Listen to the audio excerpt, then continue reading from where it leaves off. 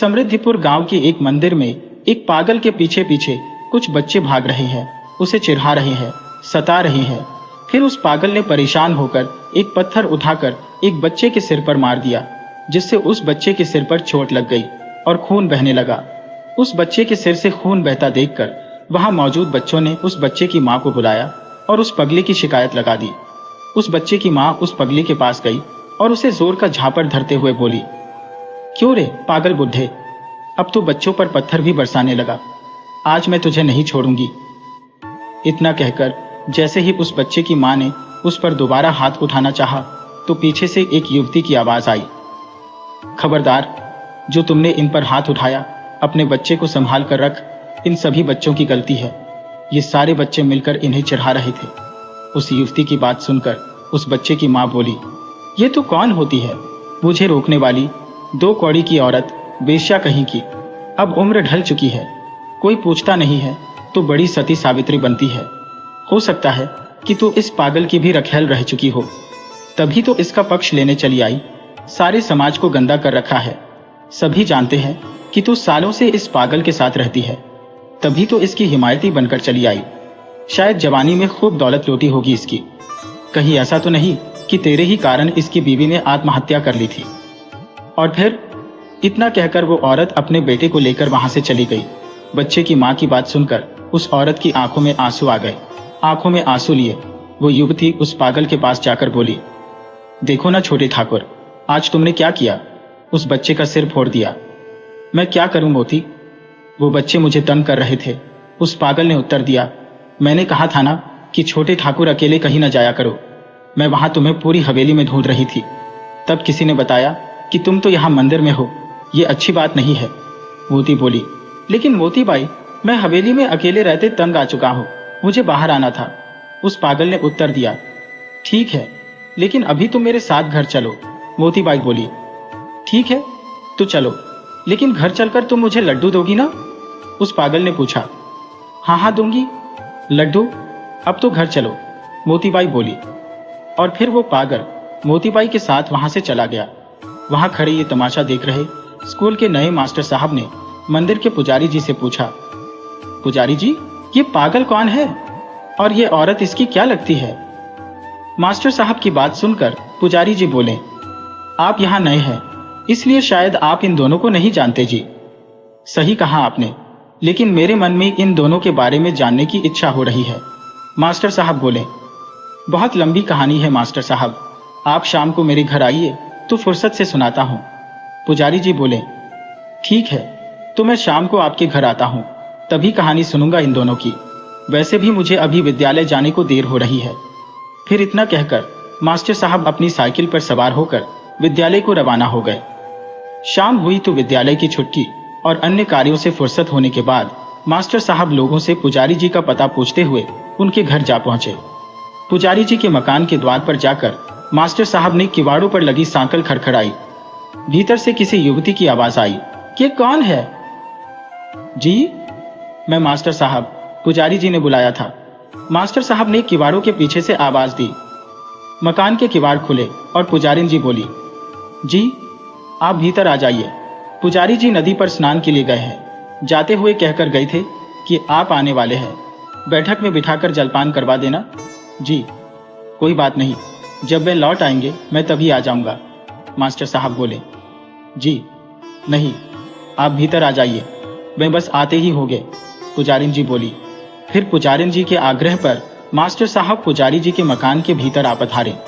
पुजारिन जी ने उन्हें बैठक में पड़े गद्दे वाले तख्त पर बैठने को कहा और बोली, आप यहाँ बैठे, हम जब तक आपके लिए जलपान का प्रबंध करते हैं। मास्टर जी ने देखा कि पुजारिन जी एक साधारण सी अधीर उम्र की महिला है। सीधे पल्लू में साड़ी पहन रखी है और मजाल है कि पल्लू सिर से सरक जाए।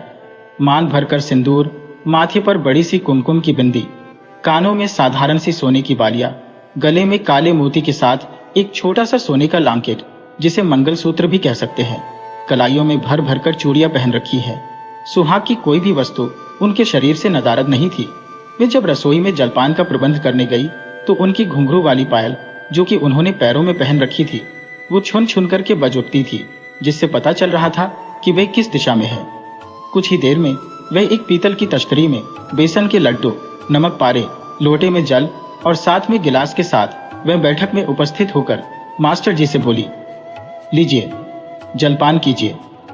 जी, पहले पुजारी जी आ जाते तो अच्छा रहता, मास्टर साहब बोले।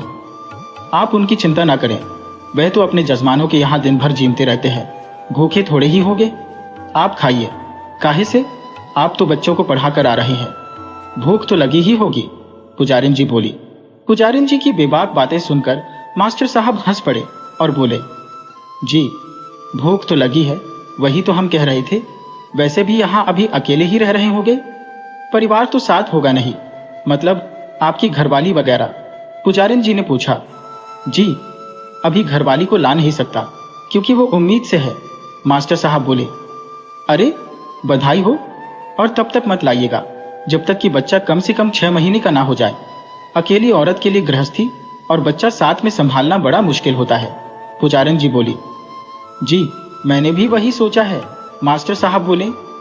जी, हमारी बातों के चक्कर में तो आप जलपान करना ही भूल गए। आप जलपान कीजिए, हम तब तक घर के पीछे लगी फुलवारी से शाम के लिए कुछ सब्जियां तोड़ लाते हैं।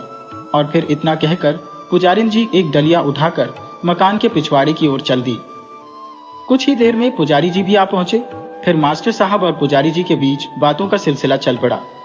तब मास्टर जी बोले, जी, तो अब बताइए कि वो पागल कौन था और उसके साथ वो औरत कौन थी? जी, आप तो बिल्कुल बेसब्र हुए जाते हैं, थोड़ी तसल्ली रखिए, सब पता चल जाएगा आपको, पुजारी जी बोले। जी, दिन भर से सब्र ही तो रख रहा हूं, मास्टर जी बोले।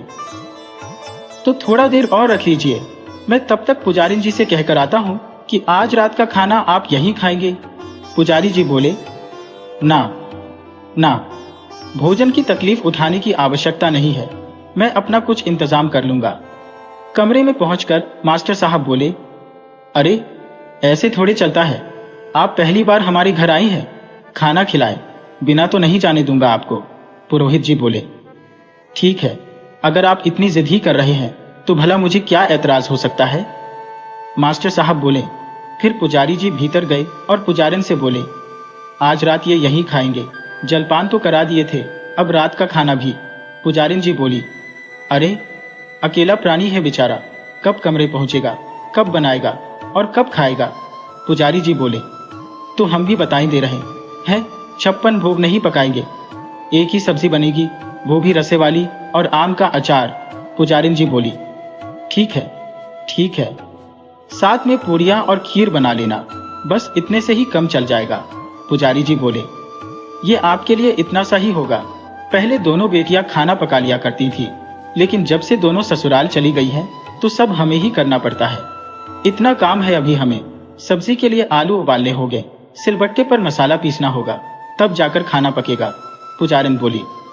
कर लो ना जी, रोज तो बनाती हो 2 लोगों का खाना, आज एक सदस्य ही तो बढ़ा है, पुजारी जी बोले। आपको क्या है, आपने तो कह दिया खाना बनाने को, बाद में बर्तन भी तो हमें ही धोने हैं, लेकिन आपने ये तो बताया नहीं कि कौन जात है मास्टर जी, हम किसी भी गैर जात के जूठे बर्तन नहीं धोने वाले, पुजारिन तुनकते हुए बोली। अरे, श्रीवास्तव है, तुम्हें जात को लेकर बखेरा खड़ा करने की जरूरत नहीं है, पुजारी जी बोले। ठीक है, तो आप जाइए, हम खाने की तैयारी करते हैं, तब तक आप जाकर उन्हें मोतीबाई और रुद्रप्रयाग की कहानी सुनाइए, पुजारिन जी बोली। और फिर पुजारी जी बैठक में आए और मास्टर जी को कहानी सुनानी शुरू की। मास्टर जी भी बड़े ध्यान से कहानी सुनने में मग्न हो गए। कहानी कुछ इस प्रकार थी।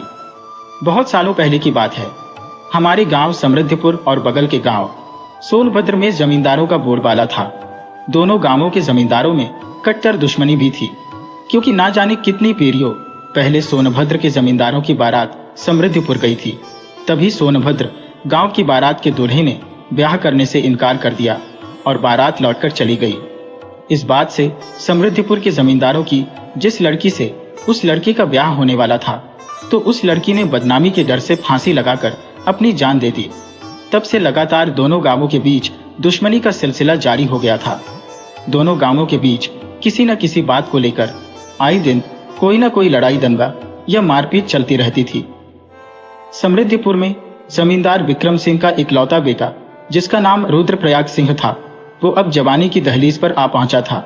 इस तरह वो एक बार अपने दोस्तों के साथ सावन का मेला देखने गया और वहां उसने एक लड़की को देखा। लड़की की खूबसूरती पर वो मर मिटा और उसे उससे प्यार हो गया, लेकिन किस्मत के आगे किसी की नहीं चलती। उसकी लड़की के बारे में पता करने पर पता चला कि वो लड़की एक साधारण से किसान की बेटी है और उसका नाम प्रयागी है।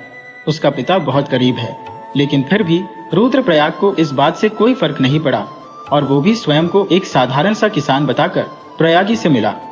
प्रयागी भी धीरे धीरे रुद्रप्रयाग को पसंद करने लगी, लेकिन जब ये बात रुद्रप्रयाग के पिता विक्रम सिंह तक पहुंची तो उन्होंने प्रयागी को अपने घर की बहू बनाने से इनकार कर दिया। प्रयागी को अभी तक ये पता नहीं चला था कि रुद्रप्रयाग एक अमीर खानदान का इकलौता बेटा है। वो तो उसे साधारण घर का ही समझती थी। अब रुद्रप्रयाग इस असमंजस में था कि वो प्रयागी को कैसे बताए कि उसके पिता ने उन दोनों के रिश्ते को मानने से इनकार कर दिया है। अगर प्रयागी से वो ये बताता है कि वो एक गरीब किसान की बेटी है, इसलिए उसके पिता ने उससे ब्याह के लिए इनकार कर दिया है, तो ये भी बताना पड़ेगा कि वो एक अमीर पिता का बेटा है। इस बात को छुपाकर वो फिर भी प्रयागी से मिलता रहा। ये बात रुद्रप्रयाग के पिता विक्रम सिंह तक पहुंची और फिर उन्होंने रुद्र को अपने पास बुलाकर उससे पूछा, रुद्र, हम ये क्या सुन रहे हैं? तुमने अब भी उस गरीब किसान की बेटी से मिलना जुलना नहीं छोड़ा। लेकिन बाबूजी, मैं उससे प्रेम करता हूं, मैं उसे नहीं भूल सकता। रुद्र ने जवाब दिया, ये क्या कह रहे तुम? पिता के सामने ऐसी बातें करते तुम्हें लज्जा नहीं आती? काश आज तुम्हारी मां जिंदा होती तो वो ही तुम्हें समझा पाती कि वो लड़की तुम्हारे काबिल नहीं है। तुम्हें उससे भी सुंदर और अच्छे घराने की लड़की मिल सकती है। तुम क्यों उस किसान की लड़की के पीछे पागल हो? विक्रम सिंह बोले, बाबूजी, मैं उसे धोखा नहीं दे सकता। रुद्रप्रयाग बोला, तुम नहीं, वो तुम्हें धोखा दे रही है। उसे तुमसे नहीं, तुम्हारी दौलत से प्यार है। तुम्हारी दौलत के लिए ही उसने तुम्हें फंसाया है। विक्रम सिंह बोले, लेकिन बाबूजी, उसे तो ये पता ही नहीं है कि मैं एक अमीर घराने का लड़का हूं। मैंने तो उसे ये बताया है कि मैं भी उसकी ही तरह गरीब हूं। रुद्रप्रयाग बोला, क्या कहते हो रुद्र? वो तुम्हें गरीब समझती है? विक्रम सिंह बोले, जी बाबूजी। रुद्रप्रयाग बोला, तो उसे कब अपनी सच्चाई बताओगे? विक्रम सिंह ने पूछा। जी, जब आप हमारे ब्याह के लिए राजी हो जाएंगे। रुद्रप्रयाग बोला, तो फिर हम कल ही उस लड़की से मिलना चाहेंगे। बोलो, मिलवाओगे ना हमें उससे? विक्रम सिंह बोले, सच बाबूजी, आप उससे मिलेंगे? रुद्रप्रयाग ने पूछा। हाँ हाँ, जरूर मिलेंगे, विक्रम सिंह बोले। और फिर रुद्रप्रयाग दूसरे दिन अपने पिता विक्रम सिंह को प्रयागी से मिलवाने ले गया। विक्रम सिंह जी को प्रयागी एक ही नजर में अपनी बहू के रूप में भा गई और उन्होंने शगुन देकर रिश्ता पक्का करना चाहा।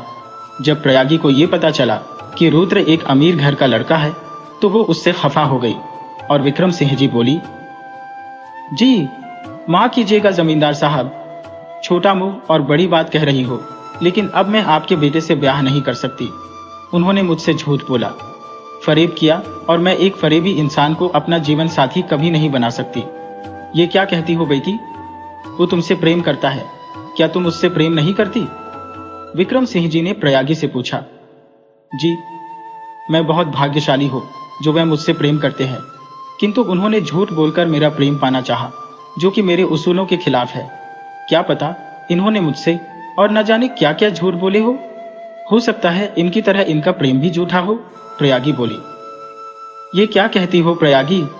मैं सच में तुमसे प्रेम करता हूँ और तुम्हारा प्रेम पाने के लिए, तुमसे ब्याह करने के लिए मैं कुछ भी कर सकता हूँ।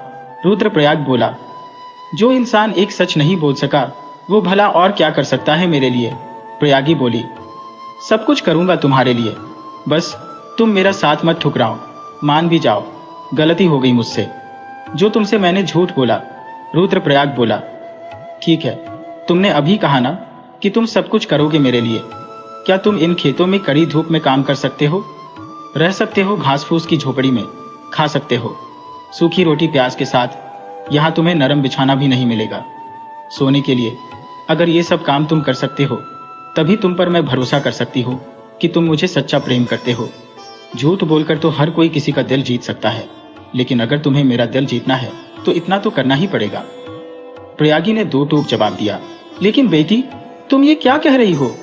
छोटे ठाकुर ने कभी ऐसे काम नहीं होंगे, वे तो सदैव ऐशो आराम में पले होंगे। तुम उनसे ऐसा सख्त काम करने को ना कहो बेटी। प्रयागी के पिता हरगोविंद बोले, मुझे भी तो इनके सच्चे प्रेम का सबूत चाहिए।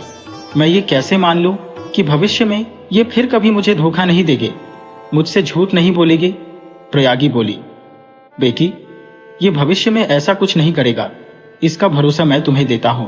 विक्रम सिंह जी बोले, लेकिन बड़े जमींदार साहब, मुझे इनसे भरोसा चाहिए। प्रयागी बोली। प्रयागी अपनी बात पर अडिग थी, इसलिए रुद्रप्रयाग ने भी अपनी प्रेमिका का दिल जीतने के लिए उसकी शर्त मान ली और हवेली छोड़कर उसके खेतों में ही डेरा डाल लिया। खेतों में उसने एक घास फूस की झोपड़ी भी बांध ली और अपने पिता विक्रम सिंह को हिदायत दी कि चाहे कुछ भी हो जाए, वे उन्हें ना अच्छा खाना भेजेंगे और ना ही उसकी मदद के लिए कोई नौकर भेजेंगे। बेटी के प्यार के आगे विक्रम सिंह भी विवश हो गए और बेटी की सभी बातें मान ली। रुद्रप्रयाग अब खेतों में पड़ा रहता और रूखी सूखी खाकर खेतों में जी तोड़ मेहनत करता। 1 महीने के भीतर ही उसकी फूल सी त्वचा कुमलाहकर काली हो गई। सूखी रोटी पानी के साथ निगलने पर उसके शरीर की चमक भी चली गई। लेकिन रुद्रप्रयाग को इन सभी बातों का ध्यान कहाँ था। उसे तो बस प्रयागी का दिल जीतने का भूत सवार था। ऐसे ही 3 महीने होने को आए, लेकिन प्रयागी का जीना पिघला। वो उसे मेहनत करता देख परेशान तो हो जाती, लेकिन उससे बोलती कुछ भी न थी। ऐसा नहीं था कि प्रयागी उससे प्रेम नहीं करती थी, वो रुद्र से प्रेम करती थी, लेकिन उसने जो झूठ बोला था वो उस झूठ से नफरत करती थी। पर अभी भी उसके दिल के एक कोने में रुद्र के लिए बेशुमार प्यार था, जिसे वो प्रकट नहीं कर रही थी। ऐसे ही 3 महीने गुजर गए और रुद्र खेतों में यूं ही काम करता रहा, लेकिन प्रयागी का दिल उसके लिए नहीं पिघला। ऐसे ही पूस का महीना आ पहुंचा। कड़ाके की ठंड पड़ रही थी। ऐसे में तब भी रातों को रुद्र खेतों में ही पड़ा रहता और फसल की रखवाली किया करता। ना उसके पास पहले की तरह पहनने के लिए गर्म कपड़े थे और ना ही गर्म रजाई। बस आग जलाकर एक कंबल के सहारे वो पूस की रातें काट रहा था। और फिर एक रात जोर की बारिश हुई। बारिश देखकर प्रयागी के पिता हरगोविंद का दिल बैठा जा रहा था। उसने प्रयागी से कहा भी कि बस आज की रात छोटे ठाकुर को हमारी कोठरी के भीतर आने दो, उन्हें इतनी सर्दी सहने की आदत नहीं होगी। लेकिन प्रयागी न मानी। सारी रात बारिश होती रही। खेतों में बनी घास फूस की झोपड़ी से टप टप करके पानी छूता रहा और रुद्र खुद को भीगने से न बचा सका। जमीन गीली और छप्पर से टपकते हुए पानी के कारण आग भी न जल पा रही थी। अब रुद्र के पास बारिश से बचने का और कोई रास्ता न था। उसे तो बस प्रयागी का दिल जीतना था, इसलिए वो अपने घर भी नहीं गया। बस यूं ही ठंड खाता रहा और वहीं पड़ा रहा। रात भर बारिश होती रही। लगभग सुबह की 4 बजे बारिश रोकी। बारिश रोकते ही हरगोविंद का जी न माना और वो रुद्र को देखने खेतों की ओर चल पड़ा। वो जब वहां पहुंचा तो उसने देखा कि झोपड़ी की हालत अस्त व्यस्त है और झोपड़ी के भीतर पड़ी छोटी सी चारपाई पर रुद्र बेसुध सा पड़ा है। हरगोविंद ने उसकी हालत देखी तो परेशान हो उठा। उसने 2-4 लोगों को बुलाकर उसे बैलगाड़ी में बैठाया और अपनी कोठरी की ओर चल पड़ा। घर पहुंचकर उसने उन लोगों से रुद्र को बिस्तर पर लिटाने को कहा। फिर प्रयागी को पुकारा और बोला, जा जल्दी से 2-3 कंबल ला, फिर दूध गर्म कर अंगीठी लाकर मुझे दे। जल्दी से 1 कटोरी में सरसों का तेल ला, मैं इनके पैरों की तलुओं की मालिश करता हूँ। लेकिन क्यों बापू? प्रयागी ने पूछा। मुझसे पूछती है क्यों? देख तेरे कारण इनकी कैसी दशा हो गई है। इन्हें कुछ हो गया तो मैं जमींदार साहब को क्या जवाब दूंगा? वे मेरे भरोसे इन्हें यहाँ छोड़कर गए थे। रात भर बारिश में भीगते रहे बेचारे। छप्पर से पानी टपक रहा था। अब तुझे अच्छा लग रहा होगा इनकी ऐसी दशा देखकर। हरगोविंद गुस्से से बोला। लेकिन बापू मैं ऐसा तो नहीं चाहती थी। प्रयागी बोली। मुझसे बहस मत कर, अभी वो कर जो मैंने कहा है। हरगोविंद बोला। फिर प्रयागी कुछ न बोल सकी और झट से हरगोविंद के बताए हुए कामों में लग गई। पहले उसने 2-3 कंबल लाकर रुद्र पर डाल दिए। चूल्हे पर दूध चढ़ाकर वो स्वयं ही रुद्र के तलुओं में मालिश करके पैर सेकने लगी। तब हरगोविंद बोला, तो ऐसे ही इनके पैरों के तलुओं की सिकाई करते रहना, मैं तब तक वैद्य जी को बुलाकर लाता हूँ। इतना कहकर हरगोविंद वहां से चला गया। अब प्रयागी लगातार रुद्र की हथेलियों और पैरों के तल्लुओं की सिकाई करती जा रही थी। हाथों पैरों की सिकाई के बाद रुद्र को थोड़ा होश आया तो प्रयागी ने उसे गुड़ डालकर गर्मा गर्म हल्दी वाला दूध पीने को कहा। रुद्र भी उस समय नखरे दिखाने लगा और बोला, अब बड़ी चिंता कर रही हो। इतनी ही चिंता थी तो रात को ही क्यों ना बुलवा लिया मुझे। अब झूठा दिखावा कर रही हो। नहीं पीना मुझे तुम्हारे हाथों से दूध। रात को तो मुझे मरने के लिए छोड़ दिया। बड़ी आई फिक्र करने वाली। छोड़ो, मुझे अपना काम करने दो। मैं खेतों में देखकर आता हूं कि रात फसल को कितना नुकसान हुआ है। फिर इतना कहकर रुद्रप्रयाग अपने बिस्तर से उठा और कमजोरी के कारण चक्कर खाकर धरती पर गिर पड़ा। ये देखकर प्रयागी चिंतित हो उठी और रुद्र से बोली, मैं तुम्हारे हाथ जोड़ती हूं, तुम चुपचाप बिस्तर पर लेट जाओ। तुम्हारी तबीयत ठीक नहीं है, मैं अपनी गलती मानती हूं। इतना कहते कहते प्रयागी की आंखें भर आईं। नहीं, मुझे आराम नहीं करना, मुझे खेत जाना है, नहीं तो तुम फिर मुझे 4 बातें सुनाओगी। रुद्र धरती पर से उठते हुए बोला, दाम मैंने कहा ना, मैं अब कुछ ना कहूंगी, बस तुम आराम करो, तुम्हारी तबीयत ठीक नहीं है। प्रयागी बोली, नहीं, मैं तो जाऊंगा, तुम मुझे नहीं रोक सकती खेतों में जाने से। रुद्र बोला, अगर अब तुमने एक भी कदम घर से बाहर जाने को बढ़ाया तो मैं तुम्हारी टांगें तोड़ दूंगी। तुम चुपचाप आराम करो। प्रयागी गुस्से से बोली, अभी मना किया ना कि मत जाओ। प्रयागी बोली, अगर तुम मेरी बात मान लो तो मैं भी तुम्हारी बात मान लूंगा। रुद्र प्रयाग बोला, कौन सी बात? प्रयागी ने पूछा। यही कि मेरे गले लगकर कहो कि तुम मुझसे प्यार करती हो। रुद्र प्रयाग बोला, ये सब मुझसे नहीं होगा, तुम्हें जो करना है करो, मैं अब कुछ ना बोलूंगी। प्रयागी बोली। प्रयागी ने इतना कहा ही था कि रुद्र ने फौरन ही प्रयागी को गले से लगाते हुए कहा, तुमने कहा ना, तुम्हें जो करना है करो, मैं कुछ ना बोलूंगी। मेरा मन तो यही कर रहा था, इसलिए मैंने यही किया। अब बोलो, करोगी ना ब्याह मुझसे? प्रयागी ने फिर शर्माते हुए हाँ में सिर हिलाया और रुद्र प्रयाग ने प्रयागी के माथे को चूमते हुए कहा, अब कभी भी मुझसे मत रूठना, नहीं तो कसम खा के कहता हूं कि जान दूंगा अपनी। प्रयागी ने फौरन रुद्र के मुंह पर हाथ रखा और उसके माथे को चूमते हुए बोली, मरे तुम्हारे दुश्मन। और फिर खुशी खुशी दोनों का ब्याह हो गया। प्रयागी विक्रम सिंह की हवेली में उनकी बहू बनकर आई। हंसी खुशी रुद्र और प्रयागी दोनों के दिन गुजरने लगे। दोनों की शादी को अभी 2 ही साल बीते थे कि जमींदार विक्रम सिंह को दिल का दौरा पड़ा और वो अपनी सारी जमीन जायदाद रुद्र प्रयाग के भरोसे छोड़कर इस दुनिया को अलविदा कह गए। ये अच्छी जबरदस्ती है तुम्हारी। पहले कहती हो कि खेतों में काम करो, अब मैं खेतों में काम करने जा रहा हूं तो मेरी टांगे तोड़ने की धमकी देती हो। भला किस अधिकार से तुम ऐसा कह रही हो? मैं भी तो जानूं। रुद्र प्रयाग बोला, इस अधिकार से कि मैं तुमसे प्यार करती हूँ और तुम्हें कहीं कुछ हो गया तो मैं तुम्हारे बिना नहीं रह पाऊंगी। प्रयागी ने यह सब आवेश में आकर बोल तो दिया, लेकिन फिर दूसरे ही क्षण मौन हो गई। उसकी बात सुनकर रुद्र प्रयाग बोला, अच्छा जी, तो हमसे बिना पूछे ही हमसे ही मन में मोहब्बत की जा रही है। मैंने ऐसा कब कहा? प्रयागी शर्माते हुए बोली, अब आप कहीं ना कहें, लेकिन भाई हमने तो सब सुन लिया। चलो भगवान भला करें। रात की बारिश का, जो उस बारिश के कारण आप हम पर मेहरबान तो हुई। रुद्र प्रयाग बोला, मैंने कोई मेहरबानी नहीं की तुम पर, बस तुम्हारी तबीयत खराब है इसलिए बाहर जाने से रोक रही थी। प्रयागी बोली, अच्छा जी, अगर आपकी यही मनसा है तो हम फिर से खेतों में चले जाते हैं। रुद्र प्रयाग बोला। विक्रम सिंह जी के स्वर्ग से धारने के बाद सारे जमीन जायदाद की सारी जिम्मेदारी अब रुद्र प्रयाग पर आ पड़ी। उसका सारा दिन मुनीम जी के साथ बही खातों की जांच करने में ही व्यतीत हो जाता और वो अब प्रयागी को कम समय दे पाता था। फिर भी प्रयागी बुरा न मानती और घर गृहस्थी के कामों में स्वयं को उलझाए रखती।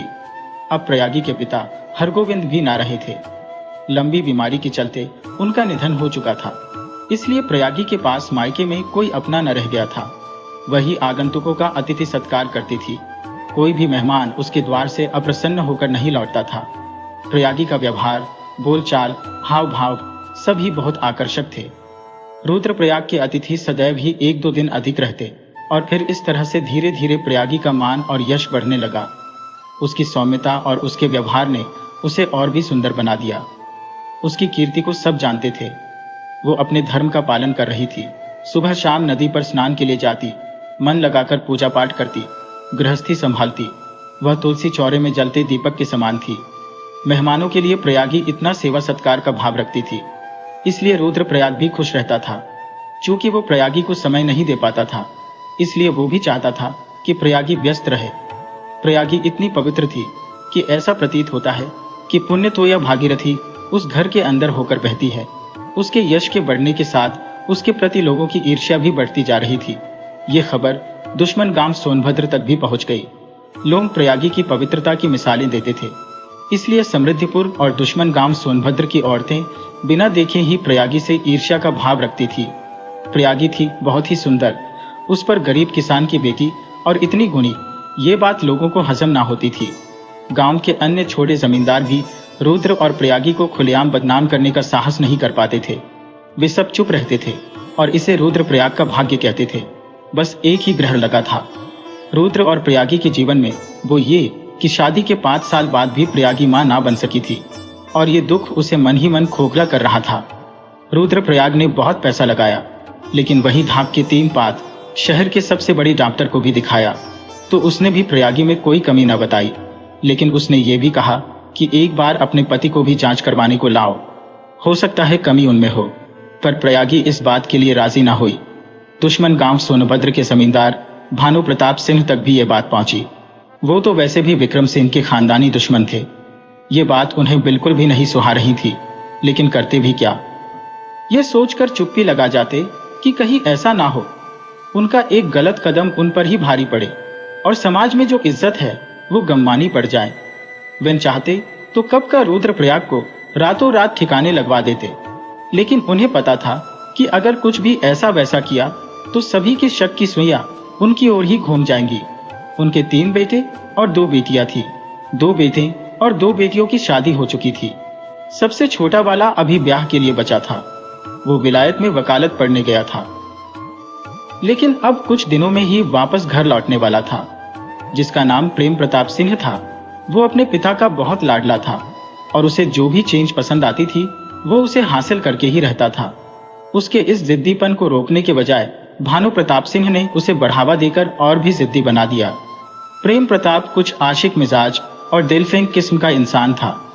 कुछ दिनों में वो गांव लौटा तो पिता भानु प्रताप सिंह का सीना गर्व से चौड़ा हो गया। गांव आते ही प्रेम प्रताप की मनमानियां चालू हो गई। प्रेम प्रताप 6 फुट लंबा और गोरा था। उनके चेहरे पर एक कठोरता थी। बड़ी बड़ी मस्ती भरी कंजी आंखों पर तनी हुई भौहें, गर्दन ठोस और गठीली थी, जिसके नीचे उसका स्वस्थ और मांसल शरीर देखकर सामने वाली की आंखें तृप्त सी हो जाती थी। वह एक आकर्षक व्यक्तित्व वाला व्यक्ति था। उसकी मूछें लंबी और पतली होने पर भी ऊपर की ओर तनी रहती थी। गांव भर की बहू बेटियां उसकी वासना भरी निगाहों से बच न पाती थी। कोई भी अच्छे घर की लड़की उसे पसंद न करती थी। जब गांव की किसी लड़की ने उसे घास न डाली तो थकहार कर प्रेम प्रताप मोतीबाई नाम की तवायफ के कोठे पर जाने लगा। मोतीबाई का सौंदर्य उसकी आवाज ने द्विगुणित कर दिया था। रूप के साथ साथ भगवान ने उसे गला भी अच्छा दिया था। वैसे तो वो एक छोटे से गांव की रहने वाली थी, पर बड़े बड़े ताल्लुर के दारों के यहाँ नाच आई थी। दूर दूर तक उसके मादक शरीर का यश प्रसिद्ध था। आस पास के गांवों की साधारण सी तवायफों के बीच में वो एक गुलाब का पौधा थी, जिस पर बड़े बड़े लोग भी हाथ डालने से हिचकिचाते थे। उसकी सलमा सितारों से जड़ी पोशाक, नाक में सोने की बड़ी नथ, नागिन सी बलखाती कमर, ऊपरी होंठ के कोने पर मदहोश करने वाला काला तिल और फरीबी बड़ी बड़ी कजरारी आंखें, छरहरा गोरा बदन, नारी सुलभ बदन का कसाव किसी भी मनुष्य को व्याकुल कर देने के लिए बहुत था। प्रेम प्रताप के रसिक मिजाज से तो हर कोई वाकिफ था। वो इसके लिए आत्म प्रसिद्ध था। एक दिन शाम को प्रेम प्रताप का जी चाहा कि वो मोतीबाई के साथ नदी में नौका विहार को जाए। मोतीबाई को इसके लिए मुंह मांगे दाम मिल रहे थे, इसलिए वो मना न कर सकी। अब नाव पर प्रेम प्रताप और गांव की सर्वोत्तम तवायफ मोतीबाई नौका विहार में मग्न थे। उनके सामने शराब की बोतल थी और कांच के गिलाब में मोती सोडा मिलाकर प्रेम प्रताप को शराब पिला रही थी। प्रेम प्रताप की बड़ी बड़ी कंजी आंखों की पलकें अब मदहोश होकर झपकने लगी थी। आकाश में सुनहरा सूरज बादलों में छुपने की कोशिश कर रहा था। नदी का पानी चमचमा रहा था और नदी का विशाल प्रवाह जगमगा रहा था। नाव अब नौका विहार करके वापस लौट रही थी। नाव खेने वाले का चप्पू धार काटने में बार बार इधर जाता। उधर जाता नदी के किनारे घाटों पर लोगों की चहल पहल थी, लेकिन प्रेम प्रताप का ध्यान उन सभी की ओर ना गया और उसका ध्यान उस ओर गया जहां उधर एकांत में जब प्रयागी नदी में स्नान करने उतरी तो उसे प्रेम प्रताप ने देख लिया। प्रेम प्रताप को वो अत्यंत सुंदर प्रतीत हो रही थी। वैसे भी प्रयागी का नियम था कि नित्य प्रातः और सायं वह नदी में स्नान के लिए घर से कुछ दूर चलकर इधर एकांत में स्नान करने आती थी। कभी कभी नदी की धारा में प्रवाहित उसका दीप संध्या के तारे की भांति टिमटिमा उठता था। अचानक प्रेम प्रताप ने उसे देखा तो उसे ऐसा लगा कि जैसे वो कोई स्वप्न देख रहा हो और उसने यहीं पर भूल कर दी। उसकी भूल थी कि वो प्रयागी के सौंदर्य को देखकर बेकाबू हो गया। सामने वह अत्यंत सुंदर नारी, जिसके वस्त्र भीगकर उसके अंगों से चिपककर प्रायः अंगों का स्पष्टीकरण दे रहे थे। प्रयागी आंखें मीचे खड़ी सूर्य को नमस्कार कर रही थी। डूबते हुए सूर्य ने जैसे अपनी भक्ति के प्रति प्रसन्न होकर जो आशीर्वाद उसको दिया था, वह आशीर्वाद अब नदी के जल के साथ मिलकर सिंदूरी हो गया था। ऐसा लग रहा था कि वो कोई नारी नहीं, जल पर उगा गुलाबी कमल थी। प्रेम प्रताप उसे देखकर भौचक्का सा रह गया। उसने आज तक ऐसा गोरा रंग, शरीर का कटाव और ऐसा रूप नहीं देखा था। वो उसे देखते ही भाव विभोर हो उठा। मोतीबाई ये सब देख रही थी। उसने प्रेम प्रताप से मुस्कुराकर कहा, जानते हो किसकी पत्नी है? घूरना बंद करो। अब क्या उसे निगल ही जाओगे? प्रेम प्रताप ने पूछा।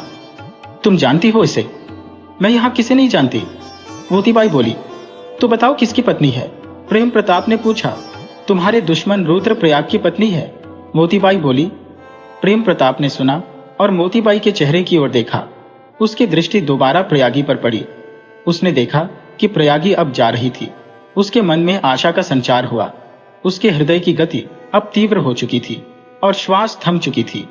उसकी आंखों में अब केवल प्रयागी ही समा गई थी, जिसे पाने के ख्वाब अब प्रेम प्रताप ने अपनी आंखों में सजा लिए थे। अब प्रेम प्रताप की आंखों की नींद और दिल का चैन प्रयागी लूट कर ले गई थी और अब वो अपने प्रेम को प्रयागी के समक्ष प्रकट करना चाहता था। लेकिन वो इसके लिए क्या करे? वो कुछ भी समझ नहीं पा रहा था। तभी उसने फिर से मोतीबाई का सहारा लेने की सोची। प्रेम प्रताप की बातें सुनकर मोतीबाई बोली, पागल हो गए हो क्या?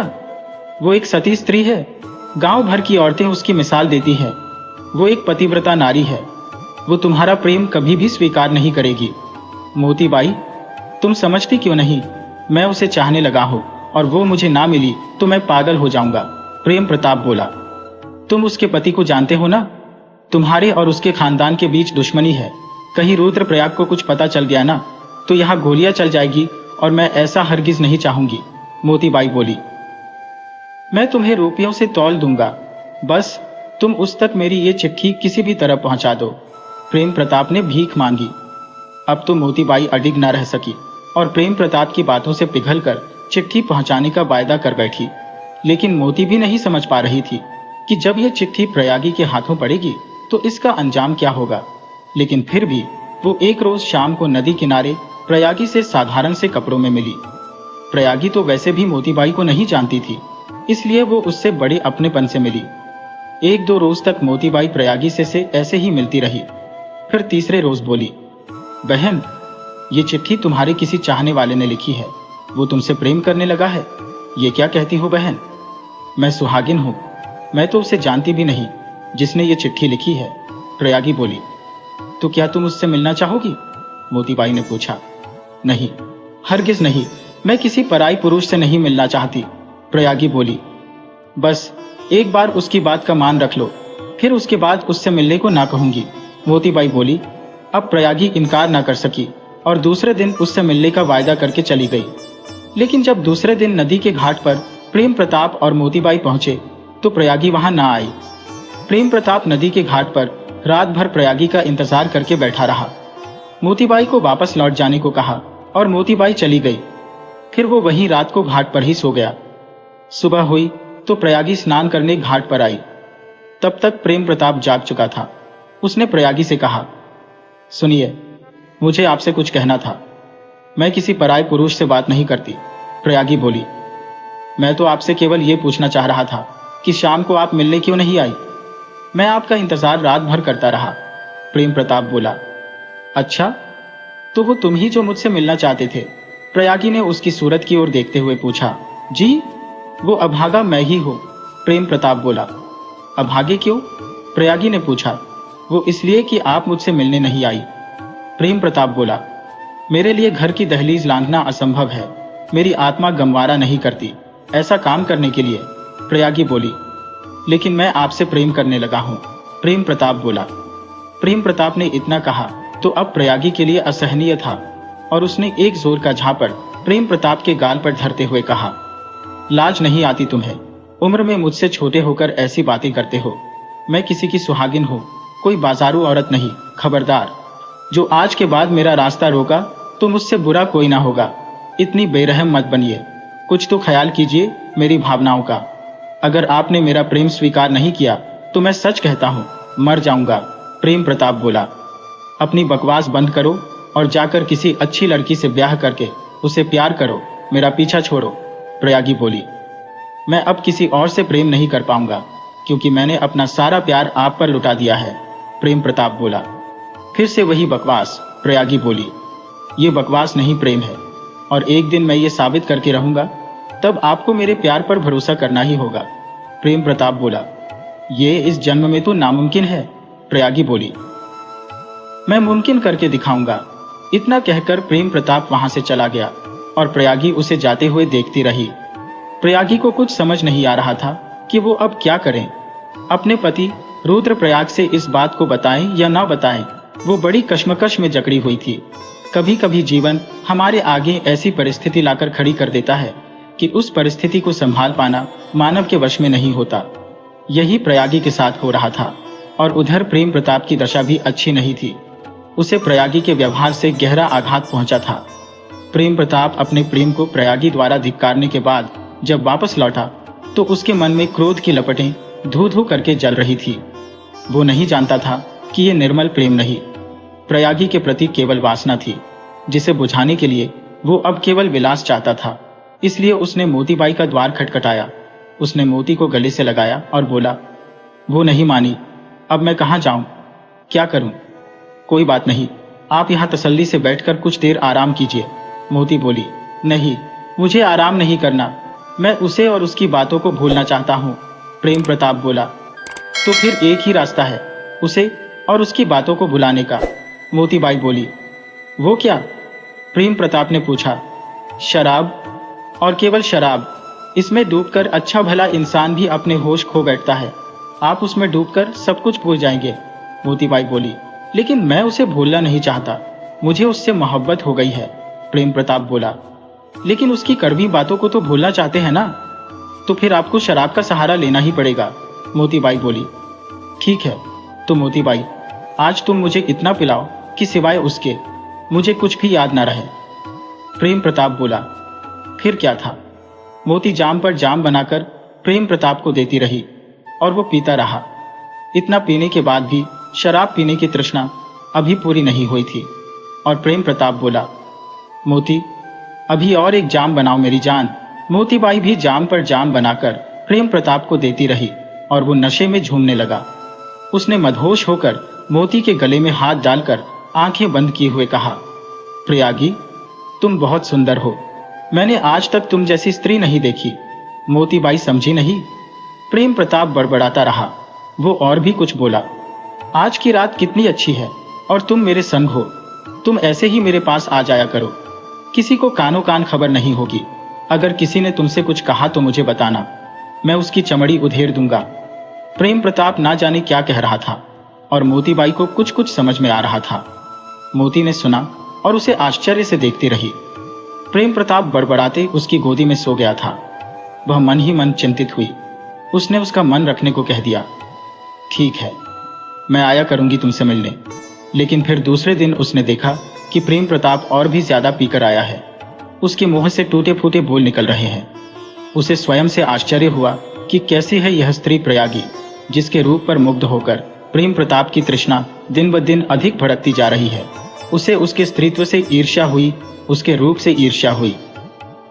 इसी तरह कई दिन बीत गए थे और पहले से बदनाम प्रेम प्रताप दिन ब दिन और बदनाम होता जा रहा था। किसी दिन वह पीकर नशे में धुत्त नाली में पड़ा मिलता तो कभी तवायफों के गलों में हाथ डाले बीच बाजार जाते हुए मिलता। कई आदमी उसने बिना मतलब के ही पिटवा दिए थे, केवल शराब के नशे में। जिन्होंने उससे ये पूछा कि तुम्हें क्या हो गया है। प्रयागी उसके दिलो दिमाग में रच बस चुकी। बस दिन रात 24 घंटे वो नशे में ही डूबा रहता था।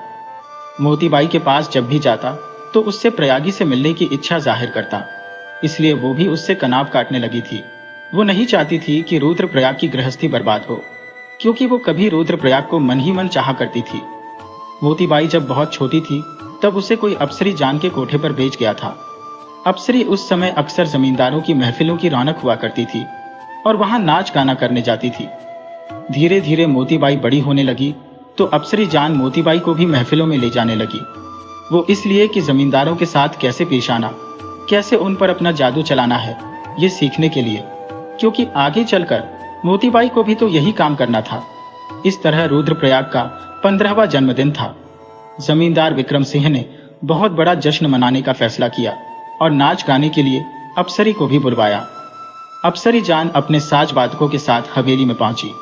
साथ में मोतीबाई भी गई थी। मोतीबाई भी 15वीं पार करने के बाद माशाअल्लाह कयामत लगती थी।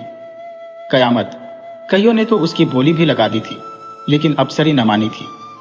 वो कहती, अभी लड़की की उम्र कच्ची है, वो उसे अपनी तरह एक मशहूर तवायफ बनाना चाहती थी।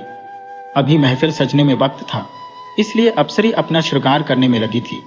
मोतीबाई को भीतर अच्छा नहीं लग रहा था, इसलिए वो हवेली के बगीचे में घूमने लगी। जल्दबाजी में वो अपने पैर में जूतियां पहनना भूल गई। उसने ध्यान नहीं दिया और बेरी के पेड़ के नीचे खड़ी होकर पके बेरों को देखने लगी। उसे बेर खाने का मन हुआ तो उसने एक पत्थर उठाकर पेड़ पर फेंका।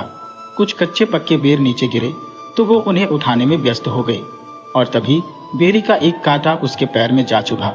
वो वहीं चीख पड़ी। पास में एक पत्थर पड़ा था और वो उस पर जाकर बैठ गई। दर्द के मारे उसके आंसू निकल रहे थे, लेकिन उसकी हिम्मत न पड़ रही थी कि वो अपने पैर में चुभे हुए कांटे को निकाल दे। तभी वहां शेरवानी पहने हुए रुद्रप्रयाग आया। उसने जैसे ही मोतीबाई को देखा तो पूछा, तुम कौन हो और यहाँ क्या कर रही हो? मैं मोती, यहाँ बेर तोड़ने आई थी और देखो ना, मेरे पैर में कांटा चुभ गया। मोतीबाई रुआंसी होकर बोली, ओह, तो ये बात है, लाओ मैं तुम्हारे पैर का कांटा निकाल दूं। रुद्रप्रयाग बोला, नहीं, मुझे दर्द होगा। मोतीबाई बोली, कांटा नहीं निकलेगा तो नासूर बन जाएगा। रुद्रप्रयाग बोला, नहीं, मैं नहीं निकलवाऊंगी कांटा। मोतीबाई बोली, अरे निकालने दो ना, कसम खा के कहता हूं तुम्हें बिल्कुल दर्द नहीं होगा। रुद्रप्रयाग बोला और फिर मोतीबाई कांटा निकलवाने को राजी हो गई। रुद्रप्रयाग ने उसके पैर का कांटा निकाल दिया। अब मोतीबाई लमराकर चल रही थी, इसलिए रुद्र ने अपनी जूतियां उतारकर उसे पहन लेने को कहा।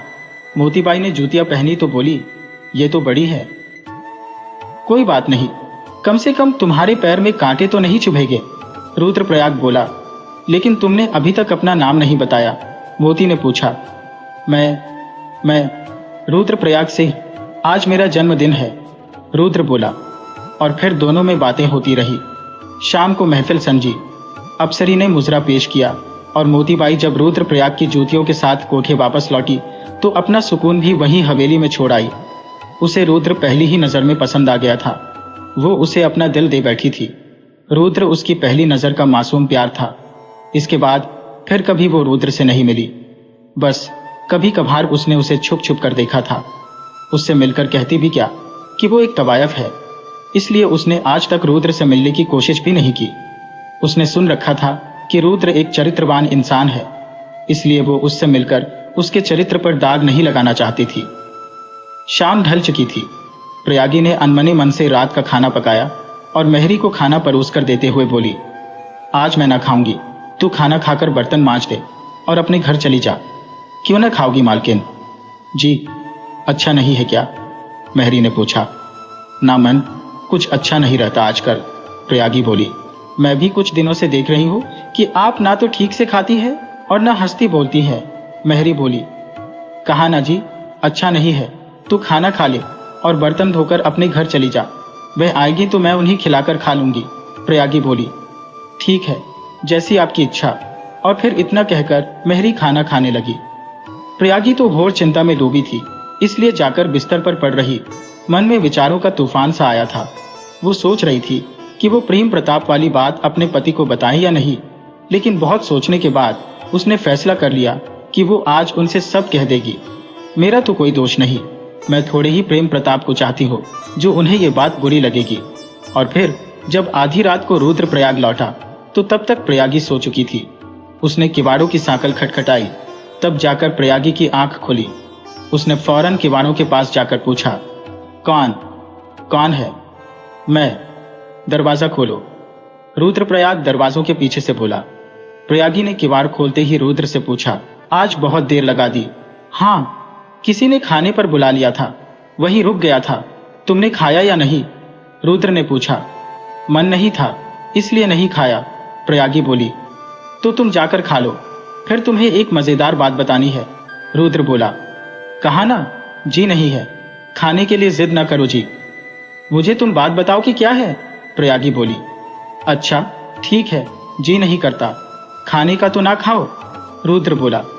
अच्छा तुम पहले बात तो बताओ, प्रयागी ने पूछा।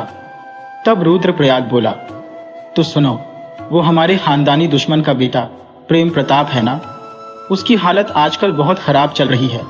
लोगों से सुनकर आ रहा हूं कि वो आजकल किसी के प्रेम में पड़ गया था और जिसके प्रेम में वो पड़ा था उसने मना कर दिया, इसलिए बेचारा अब मारा मारा फिरता है। सुना है कि मोतीबाई के कोठे पर पड़ा रहता है, आजकल वो ही उसे सहारा दे रही है। उस लड़की का पता चला जिसे वो चाहता है, प्रयागी ने रुद्र से पूछा। कमबख्त, यही पता चल जाता तो क्या बात थी, रुद्रप्रयाग बोला। तो मैं बताऊं कि वो कौन है, प्रयागी बोली। तुम्हें पता है कि वो कौन है, रुद्र ने पूछा। हाँ मुझे पता है, प्रयागी बोली। लेकिन तुम उसे कैसे जानती हो, रुद्र ने पूछा। क्योंकि वो मुझे ही चाहता है और मेरे मना करने पर ही उसकी ये दशा हुई है, प्रयागी बोली।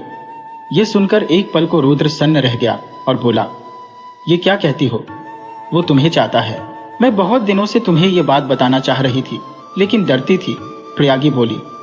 तो आज क्यों बताई, रुद्र ने पूछा। आज मैंने तुम्हें ये बात बताने का फैसला कर लिया था, प्रयागी बोली। वो तुम्हें चाहता है ये मुझे पता ही नहीं था, रुद्र बोला। तो अब मेरी समस्या का समाधान करो, मैं उससे कैसे पीछा छुड़ाऊं? समझ नहीं आता, प्रयागी बोली। तुम ऐसा करो, उससे जाकर कहो कि मैं भी तुम्हें चाहती हूं, रुद्र बोला। ये क्या कह रहे हो तुम? तुम्हें होश तो है ना? वो पराया पुरुष है और मैं तुम्हारी ब्याह था, प्रयागी बोली। तो क्या हुआ? तुम्हें तो उससे प्यार करने का नाटक करना है। जब ऐसा लगने लगे कि वो तुम्हें चाहने लगा है और तुम्हारे बिना जी नहीं सकता तो उसे सच्चाई बताकर उसका दिल तोड़ दो, रुद्रप्रयाग बोला। ये नहीं हो सकता, मैं हरगिज ये ना करूंगी, प्रयागी बोली। मेरे लिए इतना ना करोगी, रुद्र बोला। इससे तुम्हें क्या मिलेगा, प्रयागी ने पूछा। बदला मिलेगा मुझे, रुद्रप्रयाग बोला। ये बदला लेने का तरीका सही नहीं है, प्रयागी बोली। इश्क और जंग में सब जायज होता है, रुद्र बोला। लेकिन मेरा जी नहीं मानता, प्रयागी बोली। तो अपने जी को मनाकर मेरा ये काम करो, रुद्रप्रयाग बोला। मुझे सोचने का कुछ वक्त दो, प्रयागी बोली। जितना सोचना है सोच लो, लेकिन जवाब हाँ में आना चाहिए, रुद्र बोला। और फिर रुद्र की बात सुनकर प्रयागी एक अजीब ही दुविधा में फंस गई। प्रयागी की समझ में नहीं आ रहा था कि वो अपने पति की बात माने या नहीं, क्योंकि उसकी अंतरात्मा इस बात को मानने के लिए कतई राजी नहीं थी। वो मन ही मन सोच रही थी कि कैसे कोई पति अपनी पत्नी से पर पुरुष से प्रेम का अभिनय करने को कह सकता है। उसे अपने प्रश्नों के उत्तर नहीं मिल रहे थे और वो सोच रही थी कि वो अपने प्रश्नों के उत्तर किससे जाकर पूछें। तभी एक रोज ऐसा हुआ जो प्रयागी ने कभी सोचा न था। रुद्रप्रयाग ने तो मन में ठान ही लिया था प्रेम प्रताप से बदला लेने का, और इस बदले को पूरा करने के लिए वो किसी भी सीमा को लांघने को तैयार था, जो कि उसने किया। उसे पता था कि प्रेम प्रताप किसी मोतीबाई के कोठे पर जाता है, इसलिए उसके मन में एक योजना का उद्गम हुआ। वो भी एक दिन मोतीबाई के कोठे पर जा पहुंचा। मोतीबाई भीतर थी, तभी एक बांदी उसके पास जाकर बोली, बाई जी, कोई जमींदार रुद्रप्रयाग तशरीफ लाए हैं और आपको याद फरमाते हैं। मोतीबाई का माथा ठनका और वो कुछ भयभीत सी हुई कि आखिर रुद्रप्रयाग यहाँ किस लिए आए हैं। वो तो किसी तवायफ के यहाँ नहीं जाते। उन्हें कहीं ये तो पता नहीं चल गया कि मैं ही प्रेम प्रताप को प्रयागी के पास ले गई थी। इन्हीं कशमकशों के साथ मोतीबाई रुद्रप्रयाग के सामने हाजिर हुई और पूछा, जी हुजूर, कहिए, मैं आपकी खिदमत किस तरह कर सकती हूँ? जी, आप ही मशहूर तवायफ मोतीबाई हैं, रुद्रप्रयाग ने पूछा। जी, मैं ही मोतीबाई हूँ, मोतीबाई बोली। तो आप जमींदार प्रेम प्रताप को तो जानती ही होगी, रुद्रप्रयाग बोला। जी, जानती हूँ, मोतीबाई बोली। सुना है वे आपके कोठे पर अक्सर आते रहते हैं, रुद्रप्रयाग बोला। जी, आते हैं, मोतीबाई बोली।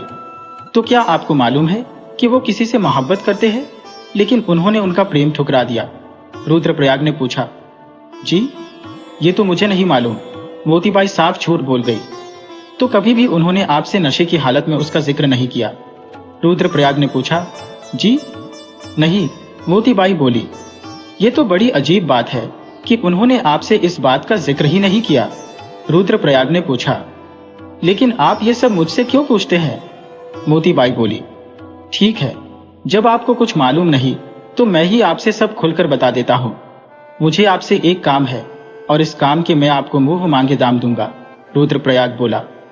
क्या काम करना होगा मुझे? मोतीबाई ने पूछा। तो क्या आप राजी हैं इस काम के लिए? रुद्रप्रयाग ने पूछा। पहले मुझे इसके बारे में कुछ तो पता चले, तब तो हाँ बोलो, मोतीबाई बोली। काम थोड़ा टेढ़ा है, लेकिन ये काम आप ही कर सकती हैं, रुद्रप्रयाग बोला। लेकिन काम तो पता चले, मोतीबाई बोली। आपको करना यूं होगा कि प्रेम प्रताप को विश्वास हो जाए कि प्रयागी उससे सच्ची मोहब्बत करती है, रुद्रप्रयाग बोला। प्रयागी? मोतीबाई इतना ही बोल पाई थी कि तभी रुद्रप्रयाग बोल पड़ा। हाँ, प्रयागी, वो मेरी पत्नी है। जी, आपकी पत्नी और प्रेम प्रताप से मोहब्बत, ये सब क्या कहते हैं आप? अपनी पत्नी का नाम कोई परपुरुष के संग कैसे जोड़ सकता है? लज्जा नहीं आती आपको? ये कहते हुए मैं ये काम हरगिज न करूंगी, मोतीबाई ने कहा। लेकिन क्यों? मैं आपको इसके दाम दे रहा हूं ना, रुद्रप्रयाग बोला। लेकिन औरत की इज्जत रुपयों से बड़ी नहीं हो सकती, मोतीबाई बोली। मुझे ये मालूम है, लेकिन मेरे पास सिवाय इसके और कोई चारा नहीं, रुद्रप्रयाग बोला। जब आपकी स्त्री का नाम समाज किसी परपुरुष के साथ जोड़ेगा तो क्या आपको अच्छा लगेगा? इसमें आपकी स्त्री के साथ साथ आपकी भी तो बदनामी है। किसी स्त्री की आबरू इतनी सस्ती नहीं होती कि उसका मोल लगाया जाए, वो तो अनमोल होती है। और अगर एक बार किसी स्त्री के चरित्र पर दाग लग जाए तो फिर वो कहीं की नहीं रहती, मोतीबाई बोली। वो सब मुझे मालूम है, रुद्रप्रयाग बोला। तब भी आप ऐसी बातें करते हैं। आपकी आंखों में शर्म हया बची है या नहीं? मैं तो आपको महान समझती थी, लेकिन आप तो एक गिरे हुए इंसान निकले। जिस इंसान की मैं इतने सालों से बंदगी करती आ रही थी, वो तो शैतान निकला। ना चाहते हुए भी मोतीबाई के मुंह से ये सब निकल गया। क्या कहती हैं आप और मेरी बंदगी, रुद्रप्रयाग बोला। जी, कुछ नहीं, वो तो आवेश में मेरे मुंह से निकल गया, मोतीबाई ने पुरानी बातों को छुपाते हुए कहा। नहीं, कोई बात तो जरूर है, आप मुझसे कुछ छुपा रही हैं, रुद्रप्रयाग बोला। जी, नहीं, कुछ भी नहीं छुपा रही। मुझे क्या जरूरत है आपसे कुछ भी छुपाने की? मैं तो आपको जानती भी नहीं, आज पहली बार मिली हूं आपसे, मोतीबाई ने झूठ बोलते हुए कहा। अब तो आपको बताना ही होगा, आपको मेरी कसम, रुद्र जिद करते हुए बोला। देखिए, जिद मत कीजिए, मैं आपको कुछ भी नहीं बता सकती, मोतीबाई बोली। आपको बताना ही होगा कि आप मुझे कैसे जानती हैं, रुद्र बोला। ठीक है, तो आप अगर जानना ही चाहते तो 1 मिनट यहीं ठहरे, मैं अभी आई। फिर मोतीबाई भीतर अपने कोठे में गई और हाथों में कुछ लेकर लौटी और रुद्र से पूछा, इन्हें पहचानते हैं? रुद्र ने देखा तो वो जूतियां थी, और वो वही जूतियां जो उसने बचपन में मोती को दी थी। तब रुद्र बोला, हाँ, कुछ याद आ रहा है, ये तो मेरी जूतियां है। ये तो मैंने किसी लड़की को दी थी। ये आपके पास कैसे पहुंची? उस लड़की का नाम याद है आपको? मोतीबाई ने पूछा। हाँ, उसने अपना नाम मोती बताया था, मुझे याद आया, रुद्र बोला। तो मेरा नाम क्या है? मोती ने पूछा। मोती तो तुम वही मोती हो, और तुमने अब तक इन जूतियों को संभाल कर रखा है, रुद्र ने पूछा। जी, ये मेरी जिंदगी का पहला तोहफा था, इन्हें तो संभाल कर रखना ही था, मोतीबाई बोली। सच? तो तुम अब तक नहीं भूली मुझे, रुद्र बोला। अपने खास दोस्त को क्या कोई भूलता है कभी, मोतीबाई बोली। मैं और खास, वो भी आपके लिए, रुद्र बोला। जी, उस समय आपने मुझे अपना दोस्त माना था, जब मैं बिल्कुल अकेली थी, अनाथ थी। अप्सरी जान ने मुझे चंद दामों में खरीदा था। बचपना क्या होता है, ये मैंने कभी जाना ही नहीं। अप्सरी जान ने मुझे समय से पहले जवान बनाकर इस नरक में झोंक दिया। मैं अपनों के लिए तड़पती थी, रोती थी। मेरी जिंदगी में केवल तन्हाई, रूसवाई और अप्सरी जान की झिड़कियां थी। इतनी तकलीफ में जब तुमने मुझे अपना दोस्त बनाया तो ऐसा लगा कि किसी ने मेरे घावों पर ठंडा मरहम रख दिया हो। इतने सालों में मैं जब भी जिंदगी से निराश और हताश होती थी तो इन जूतियों को सहलाकर अपना मन हल्का कर लेती थी। इन्हें सहलाकर ऐसा लगता था कि जैसे तुम कह रहे हो कि चिंता मत करो, मैं हूं ना। बस इसी आस में मैंने इतने साल बिता दिए, मोतीबाई बोली। तो तुमने मुझसे कभी मिलने की कोशिश क्यों नहीं की? रुद्र ने पूछा। उसकी भी वजह थी, मोतीबाई बोली। क्या वजह थी? रुद्र ने पूछा। वो ये कि मेरी जैसी बदनाम औरत भला तुम्हें बदनामी के सिवाय और क्या दे सकती थी? जब कभी मेरा जी चाहता तो तुम्हें छुप कर देख लेती थी। तुम्हारी झलक देखने भर से ही मेरे कलेजे को ठंडक मिल जाती थी। फिर पता चला कि तुम्हारा ब्याह हो गया है, इसलिए तुम्हें वो छुप छुप कर देखना भी बंद कर दिया मैंने। ये कहते कहते मोतीबाई की आंखें छलक पड़ी। ये सब सुनकर रुद्र का मन भी द्रवित हो उठा और वो बोला, मोती, अब मैं तुमसे वादा करता हूं कि तुम्हारा साथ कभी नहीं छोड़ूंगा। जब भी तुम्हें मेरी मदद की जरूरत होगी तो मैं हमेशा हाजिर रहूंगा। रुद्रप्रयाग बोला। बस मेरे लिए इतनी ही हमदर्दी काफी है, मोती बोली। अब से मैं तुम्हारा हमदर्द हूं, तुम अपनी तकलीफ मुझसे बांट सकती हो। रुद्र बोला। मैं इतनी ज्यादा उम्मीद किसी से नहीं करती। मुझे पता है कि तकलीफ के सिवाय मुझे कभी कुछ नहीं मिलेगा, क्योंकि एक तवायफ का नसीब ऐसा ही होता है। मोती बोली। ऐसा ना कहो, तवायफ भी इंसान होती है और उसके पास भी दिल होता है जो हमदर्दी और अपनापन चाहता है। रुद्र बोला। नहीं, तवायफ इंसान नहीं होती, वो तो केवल एक जिस्म होती है जिसे हर कोई नोचना चाहता है। वो बाजारू सामान होती है जिसकी नुमाइश होती है, बोलियां लगती है। उसके पास केवल घुंघरू और जमाने भर की बदनामियों के सिवाय कुछ नहीं होता। उसके दिल के बारे में कौन पूछता है भला कि वो क्या चाहता है? जैसे तुम मुझसे ये कहने आई हो कि मैं प्रेम प्रताप को ये विश्वास दिलाऊं कि तुम्हारी पत्नी प्रयागी उससे सच्ची मोहब्बत करती है और इसके लिए मुंह मांगे दाम भी देने को तैयार हो। लेकिन मेरा दिल ये नहीं चाहता कि किसी सती स्त्री के पवित्र चरित्र पर मैं कलंक लगाऊं, लेकिन तुम मुझे ये करने पर मजबूर कर रहे हो। मोतीबाई बोली। तो अब दोस्त के नाते ही मेरी बात सुन लो। मैं सिर्फ प्रेम प्रताप को मात देना चाहता हूँ, समाज में उसका रुतबा कम करना चाहता हूँ। रुद्र बोला। अपनी पत्नी को कलंकित करके तुम उसका रुतबा कम करना चाहते हो, क्या ये तुम्हें शोभा देता है? मोतीबाई बोली। मुझे नहीं मालूम कि क्या सही है क्या गलत, लेकिन मुझे इतना पता है कि इश्क और जंग में सब जायज होता है। रुद्र बोला। तुम इस वक्त यहाँ से चले जाओ, मैं बस इतना चाहती हूँ। मोती बोली। तो तुम मेरी मदद करने से इनकार करती हो? रुद्र बोला। मुझे मजबूर मत करो, मोतीबाई बोली। केवल इतना ही तो चाहता हूँ, तुम्हें हमारी दोस्ती का वास्ता मान लो ना मेरी ये बात, फिर कभी कुछ न मांगूंगा। रुद्रप्रयाग बोला। अब मोतीबाई रुद्रप्रयाग की बात मानने पर मजबूर थी, लेकिन उसका दिल इस बात को मानने को गंवारा न करता था। वह बड़ी दुविधा में थी, एक तरफ दोस्ती और दूसरी तरफ एक सती नारी का चरित्र। वो किसे चुने, वो इस सोच में पड़ी थी।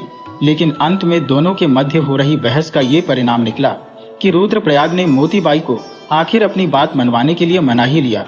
लेकिन मोतीबाई ने भी एक शर्त रखी कि अगर इस बात को प्रयागी मानने से इनकार कर देती है तो फिर आप उस पर जोर नहीं डालेंगे कि वो प्रेम प्रताप से प्रेम का अभिनय करें। रुद्र ने मोती की बात मान ली, लेकिन मोती ये नहीं जानती थी कि ये तो रुद्र का झूठा आश्वासन था, क्योंकि उसने तो पहले ही कहा था कि इश्क और जंग में सब जायज है। इसलिए वो प्रेम प्रताप से बदला लेने के लिए किसी भी हद तक गिर सकता था। अब उसके मन में ना तो प्रयागी के लिए पहले वाला प्रेम था और ना उसके लिए कोई अभिमान। वो तो केवल अपना स्वार्थ सिद्ध करना चाहता था। उनके बीच वो कड़ी भी ना थी जिससे दोनों के मन पुनः जुड़ जाते, और वो कड़ी थी बच्चा, जो अब तक उन दोनों की दुनिया में ना आया था। अगर बच्चा होता तो शायद रुद्रप्रयाग उसी के बारे में सोचकर पीछे हट जाता। आज तक सफल होकर जो उसमें अपने शक्ति और वैभव के प्रति दुर्दमनीय अभिमान था, वह फिर जाग उठा और उस अभिमान में खोकर वो अपनी गृहस्थी की सुंदर सी बगिया को उजाड़ने पर उतारू हो चला था। उसने प्रयागी से भी कहा कि मैंने आज तक तुमसे कभी कुछ नहीं मांगा। हमारी वंश बेल को भी बढ़ाने वाला अभी तक ना आया, लेकिन मैंने तब भी तुमसे कभी कोई शिकायत नहीं की। क्या औरों के घर की किलकारियां सुनकर मेरा भी जी नहीं करता कि मेरे घर में किलकारी गूंजे? मैं तुमसे प्यार करता हूँ, इसलिए तुम्हें दुख देने के लिए कभी कुछ नहीं कहता। तुम्हारी खुशी में ही अपनी खुशी समझता हूँ। तो क्या तुम मेरी खुशी के लिए मेरी ये बात नहीं मान सकती? अब रुद्रप्रयाग ने जो पासाव फेंका था उसमें प्रयागी की मात निश्चित थी। उसने आज युधिष्ठिर का रूप धरकर प्रयागी को दांव पर लगा दिया था, ये परवाह किए बिना कि जिसके सामने वो प्रयागी को द्रौपदी बनाकर हार रहा है वो प्रेम प्रताप दुशासन से भी बदतर है। और अगर प्रयागी फंस गई तो उसकी लाज बचाने यहाँ कान्हा भी नहीं आने वाले। लेकिन रुद्रप्रयाग तो प्रतिशोध के मद में इतना डूब चुका था कि उसे ना तो अपनी द्रौपदी की चिंता थी और उसके स्वाभिमान की चिंता थी। प्रयागी रुद्र की भावनात्मक बातों के भंवरजाल में फंस गई, जिससे उसका बाहर निकलना नामुमकिन था। जब प्रयागी ही रुद्र की बात मान गई तो मोतीबाई भी कुछ न कर सकी। वो अपने काम में फिर से लग गई। प्रेम प्रताप का पहला पत्र प्रयागी को देते हुए तो उसे डर और संकोच दोनों लग रहे थे, लेकिन अब वो डर और संकोच दोनों ही लुप्त थे, क्योंकि जब सुहाग ही अपनी सुहागन का बलिदान देना चाहे तो अन्य प्राणी उसमें कुछ नहीं कर सकते। मोती भी मूक कठपुतली से रुद्र के इशारों पर नाचने लगी। अब रुद्र के इशारे पर मोती फिर से प्रेम प्रताप का पत्र प्रयागी तक पहुंचाने का कार्य करने लगी। प्रयागी को पत्र मिलता, वह पढ़ती और उसके मन में तरह तरह के विचार उठते। उसे ये पाप लगता, लेकिन जब उसके सुहाग को ये पाप नहीं लगता तो वो किस बात का पाश्चाताप करे। वो ये सोचकर बात को बढ़ाने का प्रयास करने लगी और उसकी ओर से भी पत्र जाने शुरू हो गए। प्रेम प्रताप की तो जैसे बाँछें ही खिल उठी। वो प्रयागी से मिलने को आतुर हो उठता, लेकिन प्रयागी मिलने से मना कर देती, क्योंकि उसके लिए घर की दहलीज एक पहाड़ थी जिसे लांघ जाना उसके लिए असंभव था। प्रेम प्रताप के वैभव को वो जानती थी। लोग कहते थे सब उससे डरते हैं, और फिर प्रयागी का मन और कितने दिन शांत रहता। प्रयागी के मन की स्पर्धा जाग उठी। उसने भी प्रतिस्पर्धावश पत्र लिखने का सोचा। उसने कुछ दिन चुप रहकर अंत में रुद्र के कहने पर प्रेम प्रताप को एक पत्र लिखा। वह एक आमंत्रण पत्र था जिसमें लिखा था कि प्रिय प्रेम प्रताप, तुम्हारा लिखा पत्र मिला। मैं राजी खुशी हूँ और तुमसे मिलने कहीं नहीं आ सकती। तुम केवल सुबह शाम नदी के घाट पर मुझसे मिलने आ सकते हो।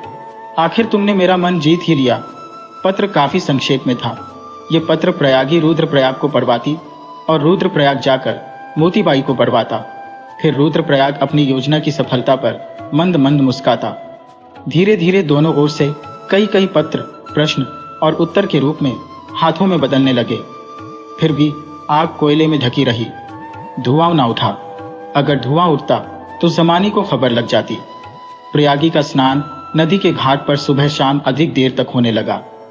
प्रेम प्रताप उसे अनेकों बार वहां आकर अकेले मिलकर चला जाता। लेकिन फिर एक दिन, वह एक मद भरी सांझ थी। प्रयागी और प्रेम प्रताप नदी के घाट की सीढ़ियों पर बैठे दृश्यों का आनंद उठा रहे थे। प्रेम प्रताप की आंखों में अजीब सा सुरूर था। प्रयागी के गुलाब समान होठों की मुस्कुराहट उसे बेचैन कर गई। वो स्वयं को उसके रूप के सामने पराजित समझ रहा था। नदी पर डूबता सूरज, चिड़ियों का चहचहाना, ठंडी बयार और पानी में उठती हिलोरें प्रेम प्रताप को इतना बेचैन कर गई कि वो अपने मन में उठती हिलोरों को दबा न सका और भूलवश प्रयागी के होठों का प्रकार चुंबन ले बैठा। प्रयागी स्वयं को छुड़ाती रही, लेकिन प्रेम प्रताप ना माना। प्रेम प्रताप को तब होश आया जब उसकी वासना शांत हुई। प्रयागी ने आप देखा न ताव और जोर का थप्पड़ प्रेम प्रताप के गालों पर धरकर बोली, निर्लज्ज, पापी, तू मुझसे प्रेम करता है। अगर तेरा प्रेम सच्चा होता तो तुझमें धीरज होता, लेकिन तू जिसे प्रेम कहता है वो प्रेम नहीं, वासना है, और इस वासना में तू अंधा हो चुका है। रुद्र ने उससे पूछा भी कि खाना खाया तुमने? मैं तो खाकर आया हूं। नहीं मन नहीं, तुम कहां से खाकर आए हो? वो किसी ने बुलाया था इसलिए वहीं खा लिया। रुद्र बोला। ये सुनकर वो करवट बदलकर उठ बैठी और पूछा, किसके यहाँ है? जान पहचान वाले? तुम नहीं जानती उन्हें? रुद्र बोला। वह डटकर खा आया था। कपड़े बदलकर पलंग पर लेट गया और थोड़ी ही देर में सो भी गया। लेकिन प्रयागी देर तक जागती रही। उसे अपने होठों पर प्रेम प्रताप का स्पर्श अभी भी महसूस हो रहा था। उसे स्वयं से घिन आ रही थी, पर पुरुष का स्पर्श, वो भी अपने अधरों पर। छी छी, ये तो मेरे लिए डूब मरने वाली बात है। यही सब सोच सोच कर कब उसकी आंख लग गई उसे पता ही नहीं चला। आज के बाद मुझसे मिलने का कभी भी प्रयास मत करना, मैं तुझ जैसे पापी से मिलना नहीं चाहती। और इतना कहकर प्रयागी अपने आंसू पोंछते हुए वहां से चली आई। रात हो चुकी थी। उस दिन चांदनी रात थी, इसलिए चारों ओर चांदनी फैली हुई थी। वह चांदनी जो आसमान से उठकर फिर आसमान में समा जाती है, जिसके उजाले में दूधिया हिलोरें उठती है, जो धरती को छूती तो है पर छूते हुए दिखाई नहीं देती। लेकिन प्रयागी के मन में तो अंधेरा छाया हुआ था। प्रयागी ने रसोई बनाकर रखती थी, लेकिन खाया नहीं था। उसका मन व्यथित था। फिर वो सारे दीपक बुझाकर एकांत में घर के द्वार से सटकर बैठ गई। तभी किसी ने धीरे से द्वार के किवाड़ों की सांकल खटखटाई। प्रयागी ने पहले लालटेन जलाई, फिर कांपते हाथ से किवाड़ खोले। रुद्रप्रयाग चुपचाप आया और कोठरी में चला गया। उसने खाना भी नहीं मांगा। तब आधी रात का समय हो चुका था। चारों ओर वही निस्तब्धता और शांति थी। मोहल्ले के सब लोग सो रहे थे। कहीं कुत्तों के भौंकने की आवाज भी नहीं आ रही थी। और फिर प्रयागी भी बिस्तर पर जाकर लेट गई। प्रयागी अब अपनी कोठरी की खिड़की से उदास मन से चांद को देखने लगी। चांद तो शीतल था, पर वो शीतल ना थी, क्योंकि उसके अंगों में एक अतृप्त दाह अब भी दहक रही थी। क्रोध की अग्नि उसके गले को सुखा रही थी। वो इतनी क्रोधित थी कि प्रेम प्रताप का खून पीकर अपने प्यासे गले को तर करना चाहती थी। सुबह होने को अभी बाकी थी। सूरज धीरे धीरे अपनी लालिमा बिखेरता हुआ पहाड़ों के गर्भ से प्रासरित हो रहा था। खग भी अपने कोठरों से निकलकर झुंडों में सम्मिलित होकर भोजन की तलाश में निकल चुके थे, लेकिन प्रयागी अभी तक न जागी थी। रुद्रप्रयाग जागकर अब तक स्नान भी कर चुका था। वो स्नान करके लौटा तो देखा प्रयागी अभी भी निंद्रा में मग्न है। उसने सोचा, प्रयागी ऐसा तो कभी नहीं करती। इतनी देर तक वो तो कभी नहीं सोई। मुंह अंधेरे ही नदी पर स्नान करने चली जाती है, लेकिन आज क्या हो गया है इसे? चलो, नहीं जागती तो मैं ही जगा देता हूं। और यही सोचकर रुद्र ने जगाने हेतु प्रयागी को हाथ लगाया तो उसने देखा कि प्रयागी का बदन आग की तरह तप रहा है। उसे तो अत्यधिक ज्वर था। रुद्र ने प्रयागी को जगाते हुए कहा, प्रयागी, तुम्हें तो ज्वर आ गया है, लगता है तुम्हारी तबीयत ठीक नहीं। नहीं, मैं ठीक हूं, तुम चिंता मत करो, थोड़ा आराम कर लूंगी तो ठीक हो जाऊंगी। लेकिन प्रयागी रुद्र को कैसे बताती कि उसे यह ज्वर किस कारण आया है। उसकी आत्मा पर कठोर आघात लगा था। अपने अधरों पर किसी पर पुरुष का स्पर्श उसे किसी ज्वलनशील पदार्थ के समान लगा था, और उसी पश्चाताप की अग्नि ने ज्वर का रूप ले लिया था, जो उसे क्षण क्षण जला रहा था। प्रयागी की बात सुनते ही रुद्र बोला, नहीं, आराम के अलावा तुम्हें दवा की भी आवश्यकता है। मैं अभी वैद्य जी को बुलाकर लाता हूं। और फिर ये कहकर रुद्र वैद्य जी को बुलाने चला गया। कुछ देर बाद रुद्र वैद्य जी को साथ लेकर आ पहुंचा। वैद्य जी ने प्रयागी की नाड़ी जांची और बोले, कमजोरी है, पित्त बढ़ गया है, इनके खाने पीने ख्याल रखिए। मैं कुछ दवा की पुड़िया दे देता हूँ। 3 दिन तक 2 वक्त दीजिए और मुझे 3 दिन के बाद बताइए कि इनकी हालत कैसी है। फिर वैद्य जी ने दवा दी और अपने घर चले गए। तब रुद्रप्रयाग प्रयागी से बोला, आज मैं बाहर नहीं जाता, जो काम बचे हैं उन्हें मुनीम जी देख लेंगे। आज मैं घर में तुम्हारे पास ही रहता हूं, तुम्हें अच्छा लगेगा। सच, मैं कब से यही चाहती थी। तुम अब मेरे साथ वक्त बिताते ही नहीं, बस काम काम। तुम पुरानी सारी बातें भूल गए हो। तुम पहले मुझे कितना प्यार करते थे, लेकिन अब नहीं करते। 2 घड़ी ना मेरे साथ बात करते हो और ना पहले जैसा प्यार जताते हो। मैं तो तरस गई हूं तुम्हारे साथ के लिए। प्रयागी बोली, तुम शायद सच कहती हो प्रयागी। मैं अब कुछ दिनों के लिए अपने काम से छुट्टी ले लेता हूं, और जब तक तुम ठीक नहीं हो जाती तुम्हारी सेवा करूंगा। अपने हाथों से तुम्हारी पसंद का खाना बनाऊंगा। रुद्र बोला, तुम सच कहते हो ना? प्रयागी बोली, हाँ, बिल्कुल सच। रुद्र बोला, तो आज तुम क्या पकाकर खिलाने वाले हो मुझे? प्रयागी ने पूछा। बोलो, क्या खाओगी? रुद्र ने पूछा। मैं आज खाऊंगी मूंग दाल बड़ी की तरी वाली सब्जी, राई हींग के तड़के वाली छाछ, अमरूद की तीखी चटनी, चावल और रोटी। बोलो, इतना बना पाओगे? प्रयागी बोली, कोशिश करूंगा बनाने की, बस तुम मुझे बताती जाना कि कैसे बनाना है। रुद्रप्रयाग बोला, ठीक है, मैं बताती जाऊंगी। और इतना कहते कहते प्रयागी की आंखें भर आईं। वो आज बहुत खुश थी कि इतने दिनों बाद रुद्र उसके साथ है, नहीं तो वो भोर होते ही चला जाता था। दोपहर का खाना भी वो किसी नौकर के हाथ मनवा लिया करता और रात को भी देर से लौटता था। थका होने के कारण खाकर सो जाता था। उसके पास प्रयागी के लिए वक्त ही कहाँ था। कभी कभी जब मेघ बरसते, मोर नाचते, तो प्रयागी के मन में भी हुक सी उठती। वो भी अपने प्रियतम के प्रेम की बारिश में भीगना चाहती, उसके प्रेम में सराबोर होना चाहती, उसके स्पर्श को महसूस करना चाहती।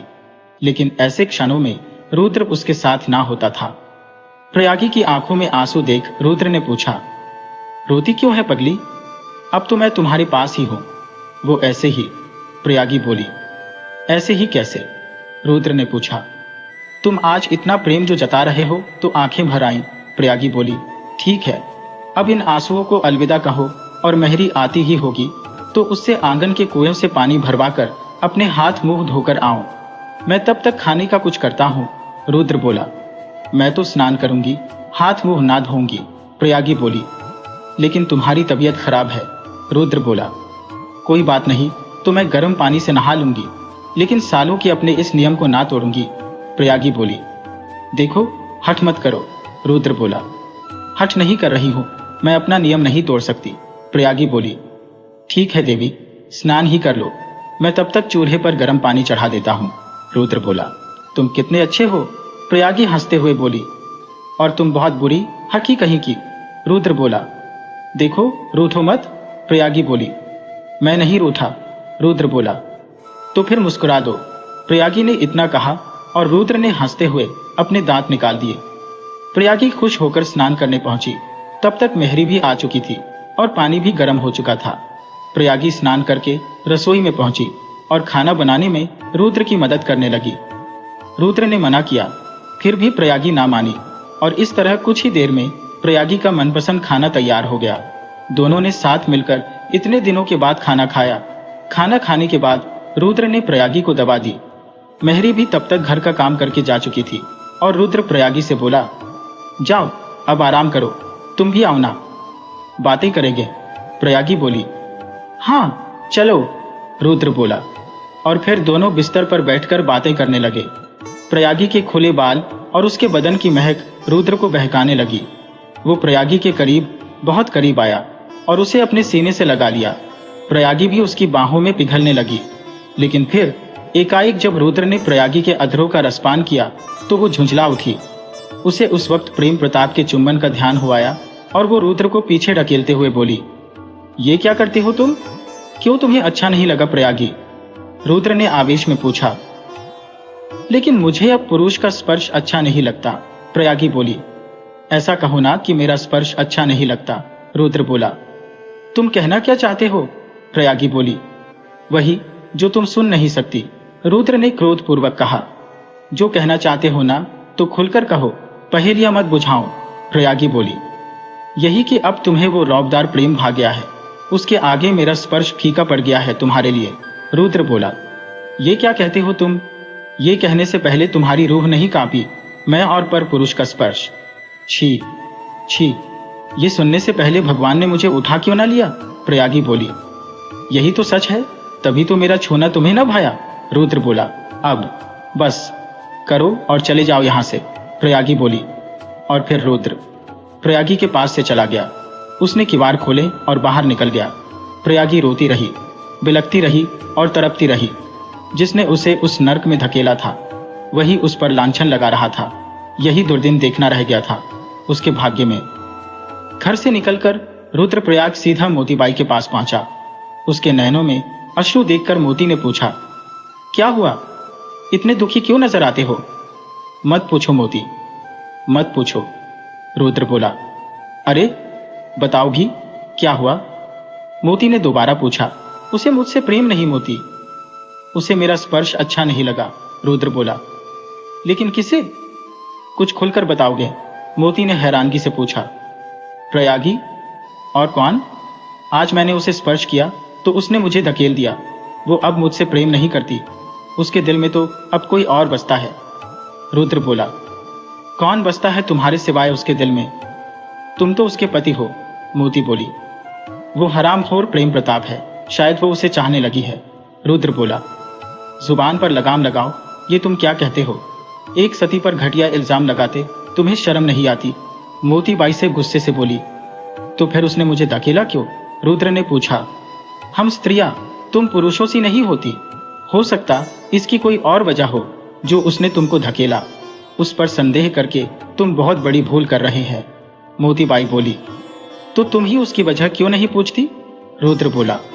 वो तो तुम्हारी पत्नी है, वजह तो तुम्हें ही ज्ञात करनी चाहिए, मोती बोली। सुना है स्त्रियां एक दूसरे से हर विषय पर खुलकर बात कर लेती हैं, हम पुरुषों की अपेक्षा, इसलिए तुम ही उससे बातों बातों में पूछ लो तो अच्छा होगा, रुद्र बोला। तो फिर तुम वादा करो कि अभी घर लौटकर उसके साथ ठीक से पेश आओगे। वो तुम्हारा स्पर्श नहीं चाहती तो उसे स्पर्श मत करो, उसका दिल जीतने की कोशिश करो। मोतीबाई ने इतना कहकर रुद्रप्रयाग को रवानगी दे दी। रुद्र जब घर पहुंचा तो प्रयागी ने अपने व्यवहार के लिए उससे माफी मांगी। रुद्र ने भी उसे माफ करके अपने सीने से लगा लिया। उस रात फिर प्रयागी ने रुद्र को स्वयं को स्पर्श करने से नहीं रोका। वो चाहे उसने मन मारकर किया हो या अपनी खुशी से, दोनों उस रात प्रेम की नदी में गोते लगाते रहे। लेकिन जब एक हफ्ते के बाद प्रयागी स्वस्थ हो गई तो फिर से रुद्रप्रयाग का वही पुराना रवैया चालू हो गया। वो फिर से भोर हुए चला जाता और आधी रात को वापस लौटता। और इधर एक हफ्ते तक जब प्रयागी नदी के घाट पर ना गई तो प्रेम प्रताप को पक्का यकीन हो गया कि प्रयागी उससे नाराज है। उसने ये बात मोती को बताई तो मोतीबाई बोली, वो बीमार थी, मुझे लगा कि वो उस शाम की बात के लिए मुझसे नाराज है। ना चाहते हुए भी प्रेम प्रताप के मुंह से ये बात निकल गई। किस बात के लिए? ऐसा तुमने क्या किया? मोती ने सख्ती से पूछा। तब प्रेम प्रताप ने अपना अपराध मोतीबाई के सामने कबूल किया और ये सुनकर मोतीबाई की आंखें खुली कि खुली रह गई और उसे पता चल गया कि उस दिन प्रयागी को रुद्र का स्पर्श क्यों ना अच्छा लगा था। लेकिन मोतीबाई चुप न रह सकी और प्रेम प्रताप से बोली, ये तुमने गलत किया प्रेम प्रताप, उसे तुम्हारे इस व्यवहार से आघात पहुंचा है, तभी उसकी तबीयत खराब हुई। तो अब क्या करूं? प्रेम प्रताप ने पूछा। उसे क्षमा मांगो, मोती बोली। यदि उसने क्षमा ना किया तो, प्रेम प्रताप बोला, तो मैं कुछ नहीं कर सकती। इसके आगे मोती का दो टूक जवाब सुनकर प्रेम प्रताप कुछ परेशानी में पड़ गया। जब प्रेम प्रताप को लगा कि उस दिन की बात के लिए मोतीबाई भी उससे नाराज है तो उसने मोतीबाई से फिर से कहा, कैसे भी करके तुम मुझे प्रयागी से माफी दिलवा दो, आइंदा फिर कभी ऐसी गलती ना होगी। तुमने जो व्यवहार उसके साथ किया तो क्या तुम्हें लगता है कि प्रयागी तुम्हें माफ कर देगी? मोती बोली। तो अब मैं क्या करूं? मैंने उसे इतने दिनों से नहीं देखा, मैं उसकी एक झलक पाने को कुछ भी कर सकता हूं। बस तुम उससे कहो कि मुझसे एक बार मिल ले तो मैं उसके पैरों में अपना सिर रखकर माफी मांग लूंगा। रोऊंगा, गिड़गिड़ाऊंगा तो उसे मुझे माफ करना ही होगा, प्रेम प्रताप बोला। मैं उससे कुछ नहीं कहूंगी और ना ही तुमसे मिलने को कहूंगी, मोतीबाई बोली। ऐसा ना कहो मोती, मैं बेमौत मर जाऊंगा, उसकी जुदाई मुझे जीने नहीं देगी, प्रेम प्रताप बोला। ठीक है, मैं केवल एक कोशिश करूंगी और अगर वो ना मानी तो फिर मैं कुछ नहीं कर सकती, मोतीबाई बोली। मुझे मंजूर है, प्रेम प्रताप बोला। और फिर मोती ने प्रयागी से मिलने का सोचा और वो उससे घर पर जाकर मिली। इस बात से प्रयागी को बहुत डर लगा कि कहीं किसी ने कुछ देख लिया और राई का पहाड़ बना दिया तो फिजूल में बदनामी हो जाएगी। इसलिए उसने मोती से कहा कि आइंदा घर आने की जरूरत नहीं है, जल्दी से अपनी बात कहकर यहाँ से जाओ। मोतीबाई बोली, तुम नदी के घाट पर भी नहीं आती, इसलिए मजबूरी में मुझे यहाँ आना पड़ा, लेकिन तुम मुझसे मिलना क्यों चाहती हो? प्रयागी ने पूछा। प्रेम प्रताप ने मुझसे विनती की है कि मैं तुम्हें उससे मिलने के लिए मना लो, मोतीबाई बोली। लेकिन मैं उस नीच से कतई नहीं मिलना चाहती। उसने मुझे स्पर्श करने का प्रयास किया जिससे मुझे अपने पति से भी घृणा हो गई और भूलवश मैं एक ऐसा अपराध कर बैठी जो एक सुहागिन को शोभा नहीं देता, प्रयागी बोली। हाँ मुझे पता है, मुझे प्रेम प्रताप ने बताया था, मोतीबाई बोली। और फिर भी तुम उसकी सिफारिश लेकर मेरे पास आई हो, प्रयागी बोली। मैं मजबूर हूं, प्रेम प्रताप ने कहा है कि अगर तुम उससे ना मिली तो मैं बेमौत मर जाऊंगा, मोती बोली। तो मैं क्या करूं? कल का मरता अभी मर जाए मेरी बला से, प्रयागी बोली। तो तुम्हारा जवाब ना है, मोती बोली। हाँ, मैं उससे कभी नहीं मिलना चाहूंगी, प्रयागी बोली। तुम उससे नहीं मिलना चाहती तो मैं तुम्हें मजबूर भी ना करूंगी। अब मैं जाती हूं। और इतना कहकर मोतीबाई चली गई। उसने प्रयागी का फैसला प्रेम प्रताप को सुना दिया। प्रयागी का फैसला सुनकर प्रेम प्रताप गुस्से से भड़क उठा और मोती से बोला, बड़ी सती सावित्री बनती है, मैंने भी उसकी आबरू मिट्टी में ना मिला दी तो मेरा नाम भी प्रेम प्रताप नहीं, उसकी सारी अकड़ निकाल दूंगा, जमाने में मुंह दिखाने के काबिल ना छोड़ूंगा। मुझे ठुकराती है, मेरा प्यार ठुकराती है, देखता हूं अब खुद को बदनाम करने से कैसे रोकती है। तुम ऐसा कुछ नहीं करोगे, मोती बोली। मैं ऐसा ही कुछ करूंगा, अब तुम तमाशा देखना उसकी और मेरी बर्बादी का, प्रेम प्रताप बोला। उसका कसूर क्या है जो तुम उसे ऐसी सजा दोगे, मोती ने पूछा। मुझे और मेरा प्यार ठुकराना ही उसका कसूर है, प्रेम प्रताप बोला। ऐसा मत करो, प्रलय आ जाएगी, मोती बोली। और जो मेरी जिंदगी में उसके बिना प्रलय आई है उसकी तुम्हें तनिक भी परवाह नहीं, प्रेम प्रताप बोला। तुम बदले की आग में अंधे हो चुके हो, प्रेम प्रताप बोला। तो यही सही, अब प्रतिशोध तो पूरा होकर रहेगा, प्रेम प्रताप बोला। तुम करने क्या वाले हो, मोती ने पूछा। तुम ही तो एक चतुर हो दुनिया में, मैं तुम्हें अपनी योजना बता दूं ताकि तुम प्रयागी को जाकर बता दो, जिससे मेरी योजना विफल हो जाए, प्रेम प्रताप बोला। कुछ भी ऐसा मत करना प्रेम प्रताप जो सबके लिए बर्बादी का कारण बन जाए, मोती बोली।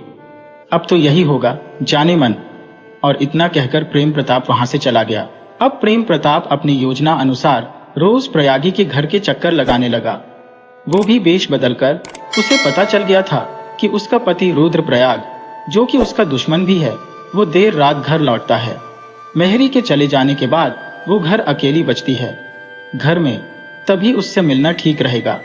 जब प्रेम प्रताप ने सब कुछ अच्छी तरह जांच परख किया तो वो एक रात पिस्तौल अपनी कमर में छुपाकर प्रयागी के मकान पर पहुंचा। पहले मकान के किवाड़ पर लगी सांकल खड़काई और खुद को कंबल में छुपा लिया। जब प्रयागी ने किवाड़ खोले तो वो धड़धड़ाता हुआ भीतर घुस गया। उसने कुछ भी कहने सुनने की भी आवश्यकता नहीं समझी। प्रयागी ने देखा तो चिल्ला उठी, जैसे घर में कोई चोर घुस आया हो। तब प्रेम प्रताप ने अपने चेहरे से कंबल हटाया। लालटेन की रोशनी में प्रयागी ने उसे देखा और वह पीछे हट गई। प्रेम प्रताप उस समय बाघ की तरह उसे घूर रहा था। उसने प्रयागी की ओर पिस्तौल तानकर कहा, शोर मत मचाना वरना गोली मार दूंगा। प्रयागी ये देखकर मुस्कुराई और बोली, अब तुम इस हद तक गिर चुके हो। हाँ, गिर चुका हूं इस हद तक। मैं तुमसे प्यार करता हूं और तुम मेरी अवहेलना करती हो, प्रेम प्रताप बोला। सच, मुझे प्यार करते हो तो यूं चोरी छुपे क्यों आए हो? मुझे बदनाम करने, प्रयागी ने पूछा। नहीं, मैं तुम्हें कभी बदनाम नहीं कर सकता प्रयागी। मैं तो तुमसे क्षमा मांगने आया था। तुम मुझे प्यार करो या ना करो, मगर मुझे क्षमा कर दो। मैं तुम्हारे बिना जीने की कोशिश करूंगा। अगर तुम्हारे बिना जी नहीं पाया तो मर जाऊंगा, लेकिन तुम्हारी नफरत लेकर ना तो मैं जी पाऊंगा और ना ही मर पाऊंगा। बस मुझे एक बार क्षमा कर दो। मेरा प्रेम तुम्हारे लिए पवित्र है। जैसा मैं तुम्हारे लिए महसूस करता हूं वैसा आज तक मैंने किसी भी औरत के लिए महसूस नहीं किया। और फिर प्रेम प्रताप घुटनों के बल बैठकर फूट फूट कर रोने लगा और पिस्तौल जमीन पर गिर गई। अब प्रयागी भी कठोर न बन पाई। वो भी प्रेम प्रताप का व्यवहार देखकर पिघल गई और उसने अपने दोनों हाथ फैला दिए। प्रेम प्रताप फौरन ही उसके अंक पाश में समा गया। सरियों ने उसके हाथों को अपने हाथों में लेकर कहा, जाओ, मैंने तुम्हें माफ किया। तुम्हारी आंखों में मुझे पश्चाताप नजर आया। तुम्हारे ये आंसू झूठे नहीं है, इसलिए मुझे तुम पर दया आ गई। सच कहती हो तुम? प्रेम प्रताप ने पूछा। हाँ, बिल्कुल सच, प्रयागी बोली। फिर प्रयागी ने प्रेम प्रताप को अपने आलिंगन से छोड़ते हुए कहा, अब तुम जाओ, रात बहुत हो चुकी है। मेरे पति के आने का वक्त हो गया। प्रयागी की बात सुनकर प्रेम प्रताप चला गया, लेकिन अपनी पिस्तौल वहीं भूल गया। जब रुद्र घर लौटा तो उसने पिस्तौल को अपने घर में पाकर प्रयागी से पूछा, ये कहां से आया? मैं सब बताती हूं, लेकिन वादा करो तुम नाराज नहीं होगे, प्रयागी बोली। नहीं बोलो, कहां से आया पिस्तौल? क्योंकि ये तो मेरा नहीं है, रुद्र बोला। ये प्रेम प्रताप का है, प्रयागी बोली। प्रेम प्रताप का पिस्तौल यहाँ क्या कर रहा है? रुद्र ने पूछा। वो यहाँ आया था, प्रयागी बोली। लेकिन क्यों? रुद्र ने पूछा। माफी मांगने, प्रयागी बोली। किस बात की माफी? रुद्र ने पूछा। उसने एक दिन शराब के नशे में मुझे उल्टा सीधा बोल दिया था और मैंने उससे बात करना बंद कर दिया था। उस बात की माफी, प्रयागी ने सच को छुपाते हुए कहा। लेकिन इतनी रात गए? रुद्र ने पूछा। वो तो शाम को ही आया था, तनिक ही अंधेरा हुआ था। तब प्रयागी ने दोबारा झूठ बोला। अब ये सब रुद्र को हजम नहीं हो रहा था। उसके दिमाग में शक का कीड़ा कुरबुलाने लगा। उसने गैर मन से खाना खाया और बिस्तर पर जाकर लेट गया, लेकिन नींद तो उसकी आंखों से कोसों दूर थी। उसे संदेह था कि प्रयागी झूठ बोल रही है, बात तो कुछ और ही है। यही सब सोचकर रुद्र सो नहीं पा रहा था। इधर प्रयागी भी अपने पति से झूठ बोलकर पछता रही थी, लेकिन सच बोलती भी क्या कि उसे प्रेम प्रताप ने चुंबन लिया था और वो उसी की माफी मांगने आया था। दोनों पति पत्नी ही उलझनों में उलझे सोने का प्रयास कर रहे थे, और जब प्रयागी के घर से प्रेम प्रताप निकला तो वो मोतीबाई के पास जाकर हंसते हुए बोला, मोती, उसने मुझे माफ कर दिया, वो बहुत दयालु है। अब मैं उससे मिलने का कभी प्रयास नहीं करूंगा, क्योंकि मुझे लगने लगा है कि मैं उससे सच्चा प्रेम करने लगा हूं, और सच्चे प्रेम को पाने की आवश्यकता नहीं होती, वो तो बस महसूस किया जा सकता है। आज से शराब भी बंद, मैं आज से एक अच्छा इंसान बनने की कोशिश करूंगा। ये सुनकर मोती हतप्रभ सी रह गई। प्रेम प्रताप का ऐसा बदला हुआ व्यवहार देखकर मोती की प्रसन्नता की सीमा ना रही। उसे अचरज हो रहा था कि कोई भी बुरा इंसान प्रेम की धारा में बहकर इतना स्वच्छ और निर्मल हो सकता कि वो अपने सारे दुर्गुण भूल जाए। इसका मतलब है कि प्रेम में बड़ी ताकत होती है, जो किसी भी जानवर को इंसान बना सकता है। प्रेम प्रताप का प्रयागी के प्रति स्वार्थ रहित प्रेम देखकर मोतीबाई को असीम आनंद की अनुभूति हो रही थी। उसने ये बात रुद्र प्रयाग से भी कही, लेकिन रुद्र को मोती की बात पर भरोसा ना हुआ और वो उससे बोला, मोती, तुम प्रेम प्रताप को समझने में बड़ी भूल कर रही हो। जिस इंसान ने हमेशा से भोग विलास का जीवन जिया हो, उसके स्वभाव में अचानक इतनी जल्दी कैसे परिवर्तन आ सकता है? ऐसे लोग कभी भी सच्चा प्रेम नहीं कर सकते, वो केवल अभिनय कर रहा है। सच्चे प्रेम का, इसमें भी उसकी कोई घटिया योजना होगी। मैं प्रयागी से कह दूंगा। अब उसे प्रेम प्रताप से मिलने की कोई आवश्यकता नहीं है। अब मुझे उससे कोई प्रतिशोध नहीं लेना। क्यों, तुम्हें अब प्रेम प्रताप से डर लग रहा है क्या? मोती ने पूछा। नहीं, ऐसी कोई बात नहीं है, रुद्र बोला। ऐसा ही है छोटे ठाकुर, क्योंकि तुम्हें अब प्रयागी पर संदेह कि वो कहीं प्रेम प्रताप को तो नहीं पसंद करने लगी। मोती बोली। मुझे प्रयागी पर कोई संदेह नहीं है, रुद्र बोला।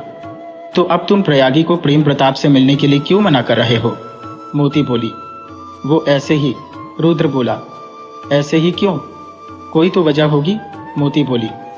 क्योंकि प्रेम प्रताप अच्छा इंसान नहीं है, रुद्र बोला।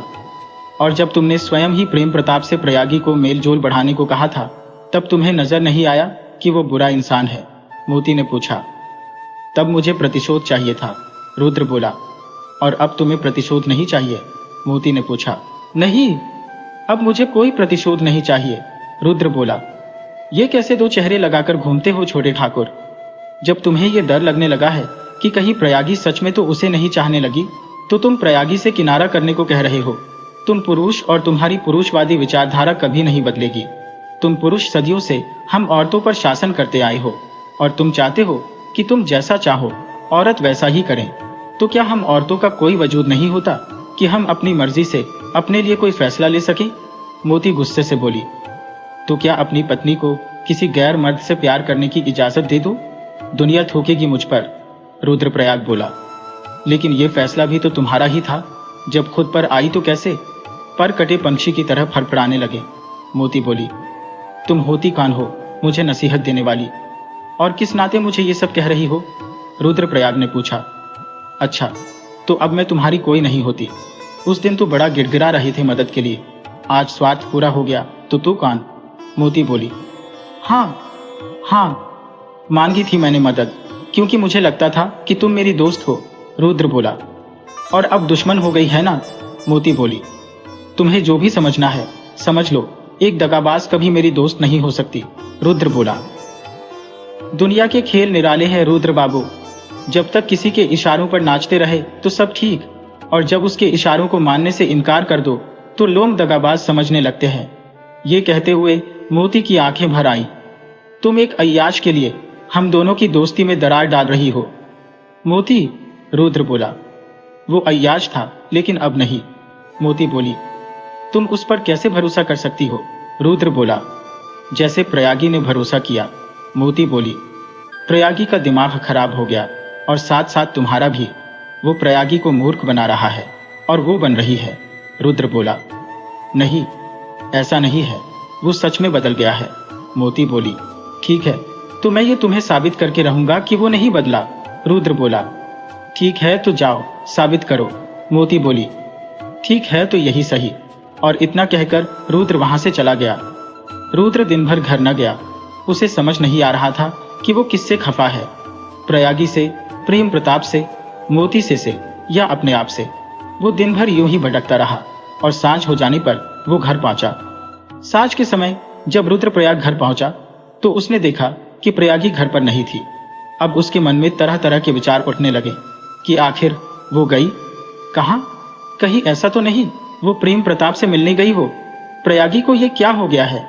वो क्यों उस लफंगे के चक्कर में पड़कर अपनी गृहस्थी में आग लगाने पर तुली है? यही सब सोचकर वह हतप्रभ सा बैठ गया। इस समय उसका हृदय क्रोध और विक्षोभ से जल रहा था। एक अज्ञात आशंका ने उसे भीतर ही भीतर बता दिया था कि वह कहां गई है। जब इंसान के मन में शंका घर कर जाती है तो उसका मन विपरीत स्थितियों में उलझ जाता है। बिना सत्य की खोज किए हुए वो ऐसे विचारों को मन में लाने लगता है जो केवल मनगढ़ंत ही होते हैं। शंका का कोई इलाज नहीं, वो लाइलाज है। और उसने यही सोचकर घर की किवाड़ ऐसे ही अटका दिए। वो भीतर कोठरी में गया तो उसका जी घबराने लगा। उसने सोचा वो थोड़ी देर खुली हवा में छत पर जाएगा, इसलिए वो सीढ़ियां चढ़कर छत पर पहुंचा और वो अचानक ही चौंक उठा क्योंकि छत पर प्रयागी खड़ी थी। कुछ देर तक दोनों में से कोई भी कुछ नहीं बोला। फिर प्रयागी छत पर पड़ी चारपाई पर बैठ गई, जैसे कि वो थक गई हो। रुद्रप्रयाग कुछ देर वहीं खड़े कुछ सोचता रहा। फिर उसने देखा कि प्रयागी हाथ में स्नान के कपड़े लेकर नदी की ओर जाने की तैयारी कर रही थी। रुद्रप्रयाग तीव्र वेग से उसके सामने जा खड़ा हुआ और धीमे परंतु तीखे स्वर से पूछा, कहीं जा रही हो? हाँ, प्रयागी बोली। छोटा सा उत्तर रुद्रप्रयाग के कानों में गूंज उठा और वो प्रयागी से बोला, ये सब क्या चल रहा है? वो सांझ ढलने घर आता है और अब तुम फिर से उससे मिलने घाट पर जा रही हो। उसके सवाल पर प्रयागी बोली, मैं जानती हूं कि तुम्हें अच्छा नहीं लग रहा है, लेकिन कल रात उसकी पिस्तौल छूट गई थी, वही लौटाने जा रही हो। क्या जरूरत है? रुद्र बोला। और फिर उसने अपनी बड़ी बड़ी मदभरी आंखों से उसे घूरते हुए देखा और बोली, मेरे खत भी तो उसके पास हैं, उन्हें भी लेती आऊंगी। जाना जरूरी है? रुद्रप्रयाग ने पूछा। पहले तो ना टोकते थे उससे मिलने के लिए, प्रयागी ने पूछा। पहले बात और थी, रुद्र बोला। तो अब क्या हो गया जो टोकते हो? प्रयागी ने पूछा। प्रयागी के इस सवाल से रुद्रप्रयाग के पांवों तले से जमीन खिसक गई। जब रुद्रप्रयाग ने यह सुना तो उसे लगा कि आकाश और धरती मिलते चले जा रही है। ये कैसा अनर्थ हो रहा है? नहीं, ऐसा कभी नहीं हो सकता। उसे लगा कि धरती घूम रही है और वह चक्कर खाकर धरती पर बैठ गया। प्रयागी ने उसकी ऐसी हालत देखी तो उसके पास दौड़कर गई और पूछा, तुम्हें क्या होता है?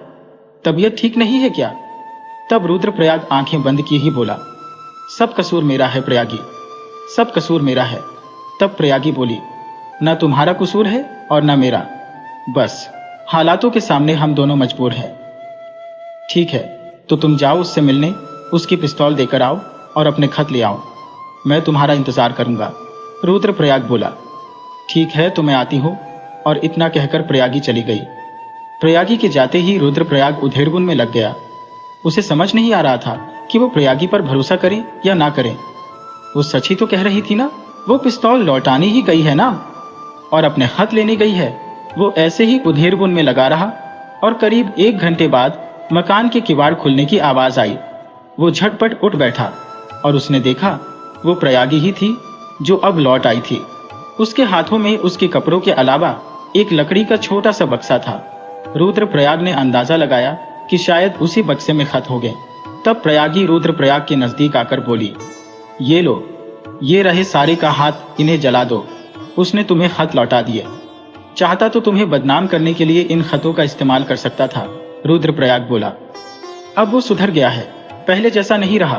प्रयागी बोली, भरोसा नहीं होता मुझे, रुद्र ने कहा। अब तुम्हें हो ना हो, लेकिन मुझे तो उस पर पूरा भरोसा है। प्रयागी बोली, तुम्हारा सच्चा चाहने वाला लगता है, तभी तो शराफत से खत लौटा दिए। रुद्रप्रयाग बोला, मेरे जख्मों पर नमक लगा रहे हो। प्रयागी बोली, सच तो कहता हूं कि वो तुम्हारा सच्चा आशिक निकला।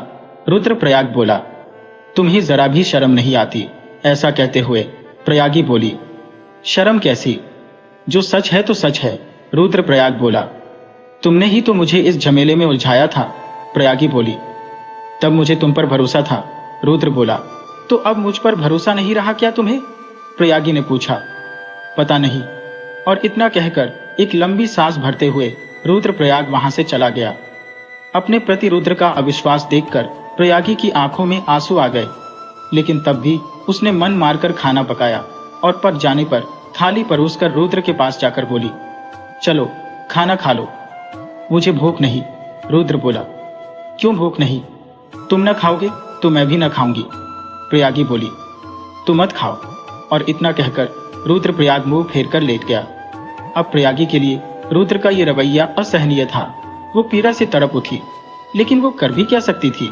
दूसरे दिन प्रयागी ने रुद्र के सामने ही सारे खत जला दिए और अब वो घाट पर स्नान के लिए ना जाती थी, घर पर ही स्नान करके पूजा कर लिया करती थी।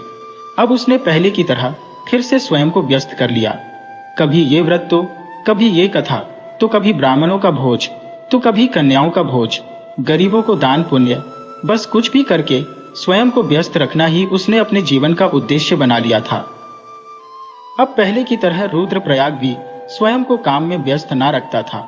वो अब अपना ज्यादातर समय घर पर ही बिताने लगा। जब रुद्र को प्रयागी पर भरोसा हो गया तो दोनों के बीच का मनमुटाव भी धीरे धीरे खत्म होने लगा। जिंदगी अपनी रफ्तार से आगे बढ़ रही थी। प्रेम प्रताप ने अब मंदिर में डेरा जमा लिया था। वो अब ना तो अपनी हवेली जाता और ना ही किसी तवायफ की यहाँ दिन रात भगवत गीता और रामायण का पाठ करता, और मंदिर में जो भी प्रसाद के रूप में उसे दे जाता तो वो वही खा लिया करता। उसका ये रवैया उसके पिता भानु प्रताप को पसंद नहीं आया और उसके वैराग्य लेने की वजह को जानकर वे गुस्से से आग बबूला हो उठे और उन्होंने रुद्र और प्रयागी से बदला लेने का मन बना लिया। वो ये भी जान गए कि इन सब के पीछे का कारण मोतीबाई ही है, इसलिए वह मोती को भी मजा चखाना चाहते थे। इसलिए उन्होंने शहर के दरोगा जी के पास जाकर सिफारिश लगाई कि मोतीबाई ने ही मेरे बेटे की ये हालत की है। आप मोती को रुद्रप्रयाग का नाम लेकर बदनाम करें, क्योंकि उसके पास रुद्रप्रयाग भी जाता था। मैं आपको मुँह मांगा दाम दूंगा। ये कहकर भानु प्रताप ने सोने के 10 सिक्के दरोगा की जेब में डाल दिए। अब क्या था, दरोगा खड़े खड़े बिक गया और गांव आ पहुंचा। मोती के कोठे पहुंचा। मोती के यहाँ जाकर उसने बहुत शराब पी। एक बोतल पी, जाने के बाद दूसरी बोतल खाली कर डाली और जाम पर जाम छलकने लगे, बिना सोडा और पानी मिलाए। उसने इतनी पी कि उसे होश न रहा और वो वही मोती के यहाँ सो गया। आधी रात बीत गई थी। दरोगा अब भी मोतीबाई के यहाँ ही सो रहा था। हवलदार मंगूलाल को दरोगा से बहुत चिढ़ थी, क्योंकि वो कभी भी कोई काम न करता था। सारे काम तो वो हवलदारों से करवाता था और लोगों से मनमानी घूस लेता था। कभी कभी तो हवलदारों को वो पीकर ऐसी गाली गलौज करता था कि जैसे कि सभी हवलदार उसके बंधुआ मजदूर हो, उसके गुलाम हो। मंगूलाल तो वैसे भी नफरत करता था दरोगा से, और फिर उसने भानु प्रताप को दरोगा की जेब में सोने की अशर्फियां डालते हुए भी देख लिया था, जिससे वो उससे चिढ़ा बैठा था, क्योंकि दरोगा ही सारी घूस खा जाता था।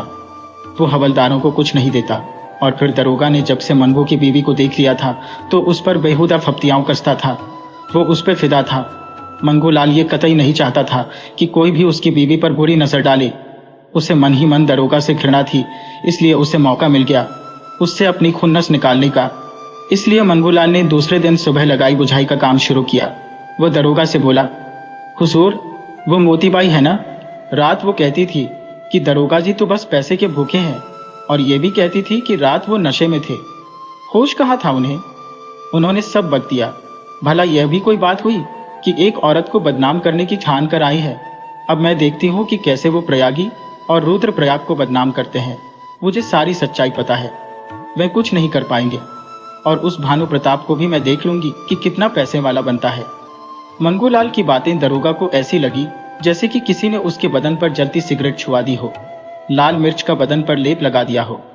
वो गुस्से से तमतमा उठा और बोला, क्या कहा हवलदार मंगूलाल? और फिर बड़ी बेसब्री से पूछा, और क्या क्या कहती थी? मैं तो नशे में था, बस यही कहती थी हुजूर। मंगूलाल बोला, अच्छा, तो उसके दिमाग ज्यादा खराब है। मुझे कहती है कि ज्यादा छड़ गई थी। दरोगा बोला। अब आग में घी पड़ गया था और दरोगा के आत्मसम्मान को बहुत बड़ा धक्का लगा था। वो गुस्से से लाल हो उठा। उसका गुस्सा सूरज के समान धधक रहा था। मंगूलाल मन ही मन मुस्कुराया। आज मैं उसे ना छोड़ूंगा। अब देखता हूँ वो स्वयं को बदनाम होने से कैसे रोकती है। प्रयागी ही स्वयं उसकी दुश्मन हो जाएगी, देखते जाओ, दरोगा बोला। ऐसा क्या करेंगे आप? मंगूलाल ने पूछा। तुम ये अफवाह फैलाओ कि रुद्र का मोतीबाई के साथ चक्कर है, वो वहां हर रात जाता है। जब ये बात प्रयागी को पता चलेगी तो अपने आप ही धमाका हो जाएगा, जिसमें रुद्र जलेगा, मोती जलेगी और प्रयागी भी जलेगी, दरोगा बोला। ये तो आपने बहुत अच्छी तरकीब निकाली, मंगूलाल बोला। जिंदगी भर यही किया है मैंने, दरोगा बोला। लेकिन प्रयागी तक ये बात पहुंचाएगा कौन? मंगूलाल ने पूछा। गांव की 2-4 गरीब औरतों को खरीद लो। प्रयागी के घर में मेहरी भी तो काम करती होगी, पहले उसे खरीदो, उसके कान में बात डाल दो तो प्रयागी तक ये अफवाह स्वयं पहुंच जाएगी, दरोगा बोला। लेकिन ये ठीक रहेगा? मंगूलाल ने पूछा। यही ठीक रहेगा, सांप भी मर जाएगा और लाठी भी न टूटेगी, मतलब हम कुछ करेंगे भी नहीं और सब कुछ हो भी जाएगा, दरोगा बोला। जी हुजूर, सही कहा आपने, मंगूलाल बोला। और फिर देखते ही देखते सगरे गांव में ये खबर फैल गई कि रुद्रप्रयाग का मोतीबाई के साथ चक्कर है। बड़ी इज्जत वाला बना फिरता है, देखो तो 2 कौड़ी की तवायत के कोठे पर पड़ा रहता है। ये बात जब प्रयागी तक पहुंची तो उसने रुद्र से पूछा, लेकिन रुद्र ने इस बात से बिल्कुल इनकार कर दिया, क्योंकि वो सच में मोती के पास नहीं जाता था। वो तो अब ज्यादातर समय घर पर ही रहता था। दोनों के बीच ये गलतफहमी दरार नहीं बन पाई और दरोगा की हार हुई और उसे गांव से बाहर जाना ही पड़ा। प्रेम प्रताप ने पिता ने भी दरोगा को खूब खरी खोटी सुनाई। अब उस बात को भी 2-2.5 महीने बीत चुके थे जब प्रेम प्रताप प्रयागी के घर आया था और अपनी पिस्तौल भूल गया था। लेकिन तभी एक रोज शाम के वक्त प्रयागी चक्कर खाकर गिर पड़ी। रुद्रप्रयाग ने फौरन वैद्य जी को बुलवाया। वैद्य जी आए और उन्होंने प्रयागी की नाड़ी जांची। नाड़ी जांचकर वह बोले, मेरा अंदाजा है कि ये शायद मां बनने वाली है, लेकिन एक बार दाई मां को बुलवाकर इनकी जांच करवा लीजिए। उनकी जांच पर ही ये तय होगा कि मैं सही हूं या नहीं। दाई मां को भी बुलवाया गया। दाई मां ने प्रयागी की जांच की और उन्होंने कहा कि वैद्य जी का अंदाजा बिल्कुल सही है, बहुरानी उम्मीद से है, बधाई हो। यह सुनकर दोनों पति पत्नी की खुशी का ठिकाना न रहा। खुशी के मारे दोनों की आंखें भर आई। उस रात प्रयागी ने घर में घी के दीप जलाए। प्रयागी ने रुद्र के मनपसंद पकवान तले और फिर खाने के बाद दोनों पति पत्नी आपस में अपनी खुशियां बांटने लगे। प्रयागी बोली, मुझे यकीन था कि एक दिन जरूर हम दोनों की जिंदगी में यह खुशी का क्षण आएगा। मैं आज बहुत खुश हूं। हाँ, मुझे डॉक्टर कहा करते थे कि तुम में कमी नहीं है, हो सकता है तुम्हारे पति में कमी हो, उन्हें एक बार इलाज के लिए लाओ। लेकिन मैंने किसी डॉक्टर की बात नहीं सुनी और आज देखो, ऊपर वाले ने मेरी झोली खुशियों से भर दी। प्रयागी बोली, तुमने डॉक्टर की बात क्यों नहीं मानी? रुद्र ने पूछा। मुझे तुम पर पूरा यकीन था। और फिर प्रयागी रुद्र के अंकपाश में समा गई। सुबह दोनों ने इस खुशी के पल को भगवान के साथ बांटने का सोचा और वह सुबह सुबह मंदिर पहुंचे। लेकिन मंदिर की सीढ़ियों पर जब रुद्रप्रयाग ने प्रेम प्रताप को देखा तो उसका माथा ठनका। वो उसे देखकर कुछ परेशान सा हो गया और उसे उस रात की बात याद आ गई जिस रात प्रेम प्रताप उसके घर आया था और अपनी पिस्तौल भूल गया था। उसके दिमाग में वो बात घर कर गई कि उस रात प्रेम प्रताप आया था तो कहीं ऐसा तो नहीं कि ये बच्चा, क्योंकि प्रयागी रात को बता रही थी कि उससे डॉक्टरों ने कहा था कि उसके अंदर कोई कमी नहीं है, अपने पति को भी इलाज करवाने के लिए ले आओ। वो इसी सोच में डूबा हुआ था कि प्रयागी बोली, क्या सोचते हो? मंदिर के भीतर चलो। और कश्मकश में उलझा रुद्रप्रयाग मंदिर के भीतर तो चला गया, लेकिन उसका मन पूजा करने में नहीं लगा। उसका दिमाग घूम रहा था और न जाने कितनी शंकाओं ने उसे आकर घेर लिया था। पूजा करने के बाद दोनों घर पहुंचे। तब प्रयागी ने उससे कहा, देखा ना, प्रेम प्रताप कितना बदल गया है। वो मंदिर की सीढ़ियों में बैठा था। लोग कहते हैं कि वो अब वहीं रहने लगा है। उसने अब अपनी हवेली के सारे ऐश ओ आराम भी छोड़ दिए हैं। तुम बहुत तरफदारी कर रही हो प्रेम प्रताप की, रुद्र ने ताना मारते हुए कहा। ये क्यों ना करूं उसकी तरफदारी? वो सुधर जो गया है, प्रयागी बोली। या फिर और कोई बात है? रुद्र ने कहा। मैं तुम्हारा मतलब नहीं समझी, प्रयागी बोली। मेरा मतलब तो आईने की तरह एकदम साफ है, रुद्र बोला। कहना क्या चाह रहे हो? साफ साफ कहो ना, प्रयागी बोली। वही तो कह रहा हूं जो मैं कहना चाहता हूं, रुद्र बोला। मुझे समझ नहीं आ रहा, खुलकर कहो, प्रयागी ने तेज आवाज में कहा। यही कि डॉक्टरों ने तुमसे कहा था कि तुम में कोई कमी नहीं है, तुम इलाज के लिए अपने पति को लेकर आओ। इतने सालों से कोशिश करने के बावजूद हम दोनों माँ बाप नहीं बन पाए, लेकिन उस रात प्रेम प्रताप आया था और कहते कहते रुद्र रुक गया। और क्या? कहते कहते रुक क्यों गए? आगे बोलो। और क्या? प्रयागी चीखी। तुम सुनना ही चाहती हो तो सुनो, यही कि ये बच्चा मेरा नहीं, प्रेम प्रताप का है। रुद्र एक सांस में सब कह गया। क्या कहा तुमने? ये बच्चा तुम्हारा नहीं है, प्रेम प्रताप का है। ये कहते तुम्हें तनिक भी लज्जा नहीं आई? हे भगवान, ये सुनने से पहले मैं मर क्यों ना गई? प्रयागी चीखी। अब ज्यादा सती सावित्री बनने का नाटक मत करो, मुझे पता है कि ये बच्चा उसी का है। रुद्र ने एक बार फिर विष उगला। ठीक है, तुम्हें ऐसा लगता है तो मैं ये प्रमाणित करके रहूंगी कि ये बच्चा तुम्हारा है, और जिस दिन तुम्हें सच्चाई पता चलेगी ना, तो तुम कहीं के ना रहोगे। प्रयागी बोली। प्रयागी की आंखें गुस्से से लाल थी और उनसे आंसू बहे जा रहे थे। वो दीवार से टेक लगाकर बैठ गई और घुटनों में अपना मुंह छुपा लिया। इधर रुद्र भी ऐसे बैठा था जैसे कि वो युधिष्ठिर हो और वो जुए में अपना सब कुछ हार चुका हो। ऐसे ही सुबह गुजर गई और काम करने आई मेहरी को प्रयागी ने दरवाजे के बाहर से ही लौटा दिया। ना सुबह रसोई बनी और ना दोपहर को, दोनों ऐसे ही खामोश बैठे रहे। सांझ हुई, लेकिन प्रयागी अपनी जगह से टस से मस ना हुई। अंधेरा गहराने लगा था और उसने अभी तक दीपक भी ना उजियारा। तभी रुद्र उठा और हाथ मुंह धोकर लालटेन जलाई, फिर बाहर चला गया। वो मोती के पास पहुंचा और रो रो कर उसे सारा हाल कह सुनाया। तभी मोती बोली, तुम उस पर संदेह कर रहे हो? इतने सालों बाद तुम्हारे घर खुशी आई है और तुम उसे अपनाने की जगह कोस रहे हो। तो क्या करूं? खुश कैसे रहूं? रुद्र ने पूछा। उसे माफ करके अपने बच्चे को अपना लो, इसी में सबका भला है। वो तुम्हारा ही खून है। प्रयागी ऐसा हरगिज नहीं कर सकती, वो केवल तुम्हें ही चाहती है। मोती बोली। सच कहती हो ना? रुद्र बोला। हाँ, बिल्कुल सच।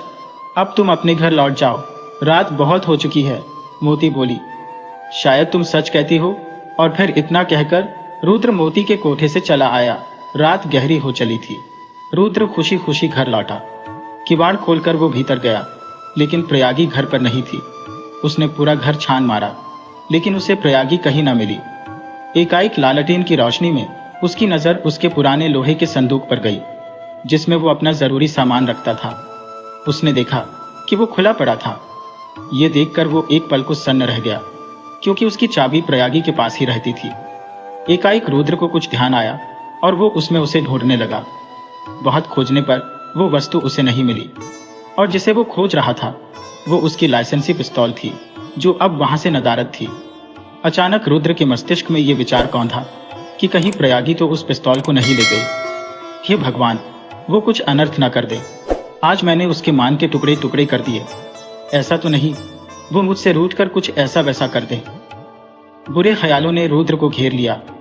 पूरा गांव खामोश सा नींद के आघोष में खोया था, और प्रयागी अब व्यवस्थित सूती धोती के सीधे पल्लू में खुले सिर, खुले बाल और हाथ में पिस्तौल लेकर बस बेसुध सी चली जा रही थी। एकाएक वो मंदिर की सीढ़ियों के पास रोकी और उसने किसी को पुकारा। वो प्रेम प्रताप था। वो बोली, प्रेम प्रताप, सो गए या जागते हो? प्रेम प्रताप ने अपने चेहरे से चादर हटाते हुए और आंखें मिचमिचाते हुए कहा। कौन? प्रयागी है क्या? इतनी रात को तुम यहाँ क्या कर रही हो? कुछ प्रमाणित करने आई थी, प्रयागी बोली। क्या? प्रेम प्रताप ने पूछा, और फिर प्रयागी ने पिस्तौल प्रेम प्रताप की ओर तानते हुए उसके सीने में 2 गोलियां चला दी। प्रेम प्रताप सीढ़ियों पर अचेत होकर गिर पड़ा और उसके शरीर से खून की धारा बह चली। फिर प्रयागी ने जरा भी देर न करते हुए अपने माथे पर पिस्तौल रखकर गोली चला ली। वो भी यूं ही अचेत होकर गिर पड़ी। जिस धरती पर उसका सिर गिरा था वो धरती रक्त रंजित हो गई। गोलियों की आवाज सुनकर कुछ ही देर में वहां भीड़ इकट्ठी हो गई। जब तक रुद्रप्रयाग वहां पहुंचा तो बहुत देर हो चुकी थी। प्रयागी ने उस रात ये प्रमाणित कर दिया था कि उसने अपने सतीत्व को कभी भंग नहीं होने दिया। वो सती थी और सती ही मरी। रुद्र ने उस पर लांछन लगाया था, उसके मान के टुकड़े टुकड़े कर दिए थे, और ये कष्ट उसके लिए असहनीय था। उसका रुद्रप्रयाग ने मान भंजन किया था, जिसे वो सह ना सकी। और स्वयं को ईश्वर के चरणों में समर्पित कर दिया। प्रयागी के जाने के बाद रुद्रप्रयाग पागल सा हो गया। उसने प्रयागी पर संदेह किया और उस पर लांछन भी लगाया। वो ये सदमा सह ना सका और उसकी मानसिक स्थिति बिगड़ गई। रुद्र पागल सा गांव की गलियों में आवारा फिरता रहता था, इसलिए मोती को उस पर दया आ गई। वैसे भी वो उसे अपना अच्छा दोस्त मानती थी, इसलिए वेश्यावृत्ति छोड़कर वो रुद्र का ख्याल रखने लगी। तो ये थी प्रयागी के मान भंजन की कहानी। मास्टर जी बोले, जी यही कहानी थी प्रयागी की। पुजारी जी बोले। इतने में पुजारिन जी बोली, चलिए खाना तैयार है, आप दोनों खाना खा लीजिए। और फिर मास्टर जी और पुजारी जी साथ में खाना खाने बैठ गए।